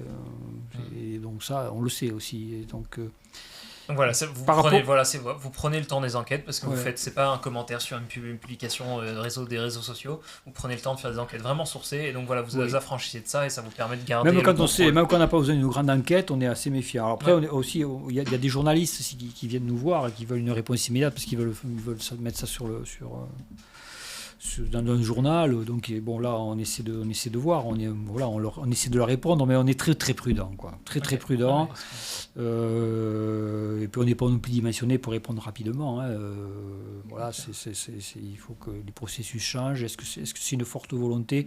Mais c'est pas la mienne. Je me suis rendu compte plusieurs fois, quand on a répondu rapidement, que ça nous a porté un préjudice derrière, parce que les gens ont utilisé à mauvais escient. Donc faut laisser les gens c'est intéressant de voir même s'il y a pas, c'est pas grave en soi, c'est toujours désagréable. Voilà. Et donc, tu as d'ailleurs commencé un peu à le dire, il y a certains types de populations, il y a des choses, c'est quand même un sujet éminemment, c'est presque un sujet sociologique à part entière. Et il y a, je crois, je voulais te laisser la parole sur un sujet, une petite mention au sujet du complot, avec des choses que il me semble, tu n'apprécies pas trop, dans des choses qui sont couramment employées dans les médias, dans plein de choses, et par beaucoup de personnes. Donc c'est la théorie du complot ça n'existe pas, il n'y a pas de théorie derrière. Oui, c'est ça. Moi, j'entends à tort et à travers... tout le monde, parler de théorie du complot. Moi, ce terme, je ne comprends pas que les gens emploient ce mot, théorie du complot. Il n'y a pas de théorie dans le complot. La théorie, c'est ce qu'on apprend à l'école, c'est ce que j'ai mis en place dans ma carrière, c'est ce que vous mettez en place dans la vôtre, c'est la théorie de la trajectoire de la Lune, la dérive des continents, tout ça c'est théorisé. Ça c'est scientifique. Voilà, c'est basé sur une expérimentation, c'est théorisé, c'est démontré, ça peut être reproduit, ça peut être prédit, c'est ça une théorie. Le complot... c'est pas ça. Le complot, ce sont plutôt des scénarios. voilà, ou des scénarii. Des Voilà, fables, c'est- des... voilà. voilà, Scénarii, ouais. c'est scénarisé. Voilà. Il y a de très bons scénaristes. Il y a de très très bons scénaristes. Et donc la pensée complotiste, le scénario du complot, oui, mais la théorie du complot, non. Voilà. Et malheureusement, ce mot est employé par tout le monde, je dirais. C'est rentré, moi, je trouve que C'est dans le langage courant alors que ça ne devrait pas l'être. Et en Parce plus, une théorie, c'est vraiment quelque et en, chose. voilà, et en qui- plus, c'est ça, pas- ça donne une importance, donne encore une importance au complot. En disant que c'est théorisé, donc voilà, c'est quelque chose que je souligne souvent, voilà, quand on m'en donne l'occasion. D'accord. Bah voilà, moi je trouvais ça important. Et puis après, j'avais alors 2 petites questions pour la fin. La première, ce serait. Parce qu'on a déjà fait beaucoup d'interviews, j'espère que ça vous intéresse dans le chat, il y a eu beaucoup de choses, mais en tout cas, moi ça m'intéresse énormément. Donc déjà, ce serait, dans l'imaginaire collectif, le GEPAN actuellement, c'est un peu la série OVNI, qui est sortie donc il n'y a pas si longtemps que ça doit faire 1 ou 2 ans peut-être. 2020. Ah, un peu plus. 5 ans. 5 ans, bon, bref. Ouais. Pendant le T'es Covid. pas loin, Ouais. mais bon. Pendant le Mais Covid. du coup, Ouais. c'est vrai que du coup, le GEPAN il est très bien mis en valeur. Du coup, qu'est-ce que vous en avez pensé, vous, GEPAN vous avez été un peu consulté, ils vous ont demandé comment ça s'est passé Oui, moi j'étais pas au GEPAN, mais je sais que mes prédécesseurs ont été consultés, dont la scénariste, la créatrice, une co-créatrice, Clémence D'Argent, était venue sur site dans le cadre d'une mission de formation, hein, voilà, une rencontre entre l'art et la technique, et puis elle était tombée nez à nez avec un bureau où les gens faisaient des choses saugrenues, et c'était le GEPAN, donc ça lui a donné l'idée de créer cette série. Et je peux vous le dire parce que je l'ai rencontré. En fait, je l'ai rencontré dans le cadre d'une conférence, pas très loin d'ici. Moi, j'ai fait ma conférence, elle était dans l'auditoire, et après, on a fait une espèce de petite table ronde. Donc, on m'a raconté un petit peu la genèse de tout ça. Et la série OVNI, moi, je trouve que c'est très bien, parce que c'est une série qu'il faut choper sur Canal+, donc je ne sais pas si c'est toujours le cas, si c'est possible, mais les deux premiers épisodes du GEPAN, si vous les regardez, vous avez résumé tout ce que je vous ai raconté depuis le début, qui est parfaitement illustré. Ils ont fait un vrai travail Voilà. pour rendre les choses. C'est très, voilà, mis à part que là, c'est le GEPAN de 1977 aussi, hein, donc le travail d'enquête fait par les gens du GEPAN. Il n'y avait pas cette dimension d'enquêteur bénévole. C'était vraiment, voilà.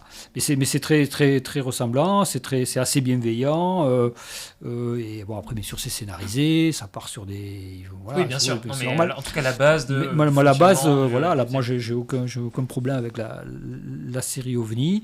Et Où ils il est clair. en allant vraiment dans vos locaux le voir. Ah oui, Ça, ça s'est c'est passé génial. comme ça. Ça, Donc c'est- Clémence est venue, donc elle a fait voilà, la rencontre entre l'art et la technique. On lui a montré plein de trucs super, des salles de contrôle, des fusées, des ordinateurs, des trucs. Puis à un moment donné, on a une embouchure, mais qu'est-ce qui se passe là? Ben là, c'est le GEPAN. Ah ouais, c'est quoi le GEPAN? Elle a vu, voilà, un petit peu un anachronisme, hein, par rapport à tout ça, et, parce que tout ce qu'elle avait vu, et l'idée a germé, hein, et de faire une série dessus, et donc elle s'est appuyée, hein, sur la catégorie A, B, C ou D. Elle est reprise dans la série. Elle a mis en scène des instruments d'époque qui étaient utilisés par le GEPAN, hein, un truc qui s'appelait le Simovni, qui est voilà, c'est un truc pour simuler voilà, une espèce de théodolite avec des systèmes de miroirs qui permettaient de bien positionner les choses qu'avaient vues les gens dans leur observation. Et voilà, elle a pris à peu près le même effectif qu'il y avait au GEPAN à l'époque. Enfin voilà, c'est vraiment assez fidèle. Ok. Et tout ça traité de façon légère, mais c'est assez bien fait. Je ne sais pas si vous l'avez vu, mais c'est. Alors moi j'ai pas encore eu l'occasion, mes amis m'en parlent beaucoup, mais en tout cas oui je sais que c'est génial, c'est bien aussi de mettre en valeur du coup parce qu'effectivement c'est pas si connu que ça, enfin du grand public, c'est un moyen comme un autre de mettre en valeur ce c'est un assez vieux organisme, c'est plutôt connu par des générations. Bon alors moi j'ai fait pas mal d'actions de communication auprès des jeunes, bon ça me donne l'occasion, merci, mais c'est vrai que bon, je cherche pas de travail, mais enfin si les gens sont ont une interrogation particulière, il ne faut pas hésiter à témoigner auprès du GEPAN. Donc on assurera l'anonymat, ça c'est notre leitmotiv. On vous posera des questions et on vous expliquera comment on enquête, parce que les enquêteurs ils prennent contact avec les témoins, donc c'est en toute transparence.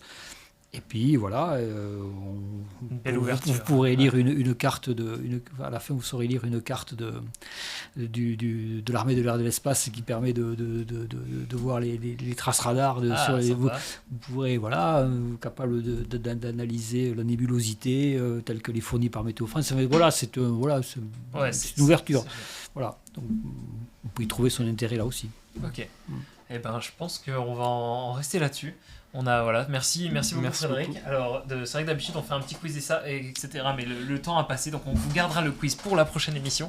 Ne vous inquiétez pas, on le garde bien au chaud. Antoine, t'as préparé un petit Fast and Curious? Eh ben, c'est parti. Alors, désolé, on t'a déjà beaucoup occupé ton temps et il n'y aura pas la petite pause du quiz, mais est-ce que t'as encore un petit peu d'énergie pour nous faire le petit Fast and Curious? On abuse de nos invités dans Grande Fréquence, mais j'espère que ça vous a intéressé. Bon. Je vois qu'il y avait pas mal de personnes connectées, j'espère que ça vous a plu. Tu peux nous rappeler un peu les règles ou pas, Antoine? Je vous les rappelle je les rappelle surtout à Frédéric. Ah ouais, Donc le Fast and Curious, je vais te poser des questions, donc avec 2 choix de réponse, tu en choisis un des 2. Si jamais, bien sûr, tu as le droit des jokers, si jamais tu sais pas comment répondre, ou si t'as pas envie de répondre, voilà. Ça couvre un peu plein de choses qu'on a pu se dire ou pas pendant l'interview. L'idée c'est de rebalayer un petit peu tout ça. Et je dis pas que toutes les questions sont bien choisies, il y en a peut-être qui sont complètement hors sujet ou autre, mais c'est pas grave, on verra si ça marche ou pas. Est-ce que t'es prêt? Oui. C'est parti, donc du tac au tac. Alors premièrement, satellite ou microscope? Satellite. JUICE ou ERA? JUICE. Nanosatellite ou instrument de 500 kg? Instrument de 500 kg. Ingénieur ou manager? Ingénieur. Manager ou Respo Communication? Manager. Salle blanche ou centre de contrôle? Salle blanche. Ariane ou Soyouz? Joker. Planétologie ou exobiologie? Fallait choisir. Exobiologie. Exploration ou observation? Exploration. Mécanique ou électronique? Mécanique. Tout n'est pas évident, hein, j'ai essayé de... Mécanique. Témoignage écrit ou témoignage vidéo? Écrit. Enquête de terrain ou analyse en laboratoire? Laboratoire. La première fibre à jamais. Scepticisme ou curiosité? Rationalité, je dirais. Ok, ça marche. Voilà. Mission de recherche ou mission de communication? Recherche, oui. Ok. Oui. CNES Toulouse ou Centre Spatial Guyanais? Est-ce que tu as eu l'occasion d'y aller déjà? On m'a pas parlé. Oui, j'y suis allé, je sais pas, je n'ai pas d'expérience en Guyane, certains sont enchantés. Bon, je connais bien Toulouse. Alors C'est tout, la maison. Voilà. Et à la fin, OVNI ou PAN? OVNI. OVNI. Et ben voilà. Non, c'était tout. Bon, Merci. ça va, ça le format Super, ouais. d'essayer de rebalayer un peu parce que Désolé pour le temps, j'ai pas fait gaffe. Moi, Ah non, mais il n'y a pas de souci. Au contraire, non, mais c'est l'idée à nous quand on a des choses à raconter. Moi, je suis ravi d'avoir pu rebalayer tout ce qui était ta carrière au CNES, voir tout ce qu'il y avait autour du GEPAN aussi. Parce qu'on a pu balayer à la fois les enquêtes, l'historique, un petit peu des exemples. En tout cas, c'était passionnant. Et je propose qu'on termine par le tour du coup. On arrive à la fin de l'émission. Merci dans le chat à toutes vos questions. On arrive à la fin de l'émission. Alors, on va faire comme d'habitude le tour de table de recommandation. On commence par toi, Alexandre. Qu'est-ce que tu nous recommandes cette semaine? Eh ben écoute, cette semaine, je vais vous recommander un film qui est sorti juste hier. On a reçu en début d'année Tom Cruise à Aéroclub de France, donc vu que c'est toujours sympa de voir des avions, Tom Cruise, des cascades dans un seul film, moi j'ai choisi de vous présenter Mission Impossible Final Reckoning, qui est sorti juste hier, que j'ai pu voir et que je recommande, donc très sympa. Comme on le voit ici, pas mal de cascades, on retrouve toute l'ADN de la série, et puis pour ceux qui sont fans, il y a même un porte-avions à un moment. Ok, donc t'es content, il y a ton petit ouais, ça me va. Et ben à ton tour, Frédéric, ouais. Qu'est-ce que tu recommandais? Moi j'avais recommandé un livre que j'ai lu il n'y a pas très longtemps, là, qui s'appelle Sister Ship, écrit par Elisabeth Fillol. Alors ça c'est une fiction romancée, je ne sais pas comment dire en fait, mais ça concerne la colonisation de Titan. Donc, Titan qui est donc d'une lune de Saturne, d'un intérêt exobiologique très très très très très fort. Voilà, c'est très loin de nous, c'est très difficile d'y aller. Il y a des missions qui se préparent, hein, qui sont même relatées dans ce bouquin, comme quoi il s'appuie vraiment cette dame sur des faits techniques. Et il y a une intrigue là sur un vaisseau qui est construit depuis la Lune, qui va sur Titan et qui amène des espèces à des fins de conservation. Voilà. Et voilà, ça m'a interloqué parce que voilà, quand j'étais jeune, je lisais tous les comics là, de Stan Lee, de Kirby, enfin tous ces voilà, et c'est vrai que sur Titan, c'était dans l'imaginaire, c'était une zone où il y avait donc des populations extraterrestres qui donnaient lieu à des super-héros et des super-pouvoirs. Et c'était sur Titan, et quand on fait voilà, c'est pour boucler. Ouais, la boucle est bouclée. Donc les super-héros sur Titan. Les Titans. Ouais. Ok. Eh ben, merci pour cette recommandation. Alors on va finir. Mais avec toi, Antoine, qu'est-ce que tu as choisi cette semaine? Est-ce que tu restes dans le même espace et le même groupe que la semaine dernière? Non, je change finalement. Tu changes? Je suis décidé. Désolé. Non, du coup, on avait reçu il y a à peu près un an d'ailleurs Vincent de la chaîne Stardust, donc, qui fait beaucoup de vidéos sur l'aéronautique et le spatial. Et donc là, en ce moment, il a lancé un petit peu une campagne de soutien. Il a des gros reportages à venir. Et donc voilà, en ce moment, il avait peut-être besoin d'un petit peu de soutien pour des grosses productions qu'il est en train de faire sur différents crashs aériens, différentes enquêtes. Enfin bref, voilà, il y a beaucoup de contenu à venir sur sa chaîne et il a lancé. Je vous invite à le suivre sur les réseaux sociaux, sur sa chaîne. Il y a toutes les informations pour le soutenir. Il fait un travail vraiment formidable. Tout est documenté d'ailleurs sur Twitch, hein, sur l'écriture de ces documentaires. Donc voilà, comme on l'avait reçu, j'apprécie beaucoup ce qu'il fait et en ce moment il a besoin d'un peu de soutien, donc si jamais vous avez envie que ce soit juste d'aller voir son contenu, ça le soutient, ou alors sur les campagnes de crowdfunding qu'il a pu faire, enfin bref, je vous invite à aller voir le travail de Vincent et de la chaîne Stardust. Voilà. Dernière vidéo très sympa. Exactement. Donc merci à tous, merci beaucoup Frédéric, on a pu Plaisir. apprendre énormément de choses. Là franchement je pense qu'on a fait moi j'ai hâte de revoir, je pense que je regarderai le replay, il y a encore plein de choses que je pourrais reapprendre, mais c'était Surtout super. la série derrière. La série bien sûr, il faut que je vois venir. Et en tout cas merci à toi pour ton temps et de nous avoir Plaisir. partagé toutes ces informations. J'espère que ça C'est t'a avec plu. plaisir, c'est super. Merci. Bravo, merci. Ouais, je remercie. Merci Alexandre. Merci Antoine, merci à toi, merci à Adric qui a fait la régie aujourd'hui, merci à Nico et à Joris qui nous ont supervisé à distance, surtout merci au chat d'avoir été présent, d'avoir posé des questions, qui étaient assez actifs aujourd'hui, hein. Et puis n'hésitez pas, vous retrouverez donc la rediffusion de l'émission en entier d'ici la fin de semaine sur la chaîne YouTube Cap sur l'avenir, Ground Frequency. Vous pouvez nous suivre sur les réseaux sociaux. Donc que ce soit Instagram, LinkedIn même, maintenant on est actif sur LinkedIn. Et puis vous pourrez voir donc toutes les prochaines émissions. On se retrouve jeudi prochain ici dans le studio de l'Aéroclub de France pour la suite du Tour du Monde sur simulateur de vol. Tu décolles d'où cette fois-ci, tu te souviens? Alors oui, on s'est posé à Doha, si je me dis pas n'importe quoi, donc on ira encore plus à l'est. Et puis surtout, retrouvez demain Fred sur Lâcher Solo. Voilà, c'était tout ce que j'avais à dire.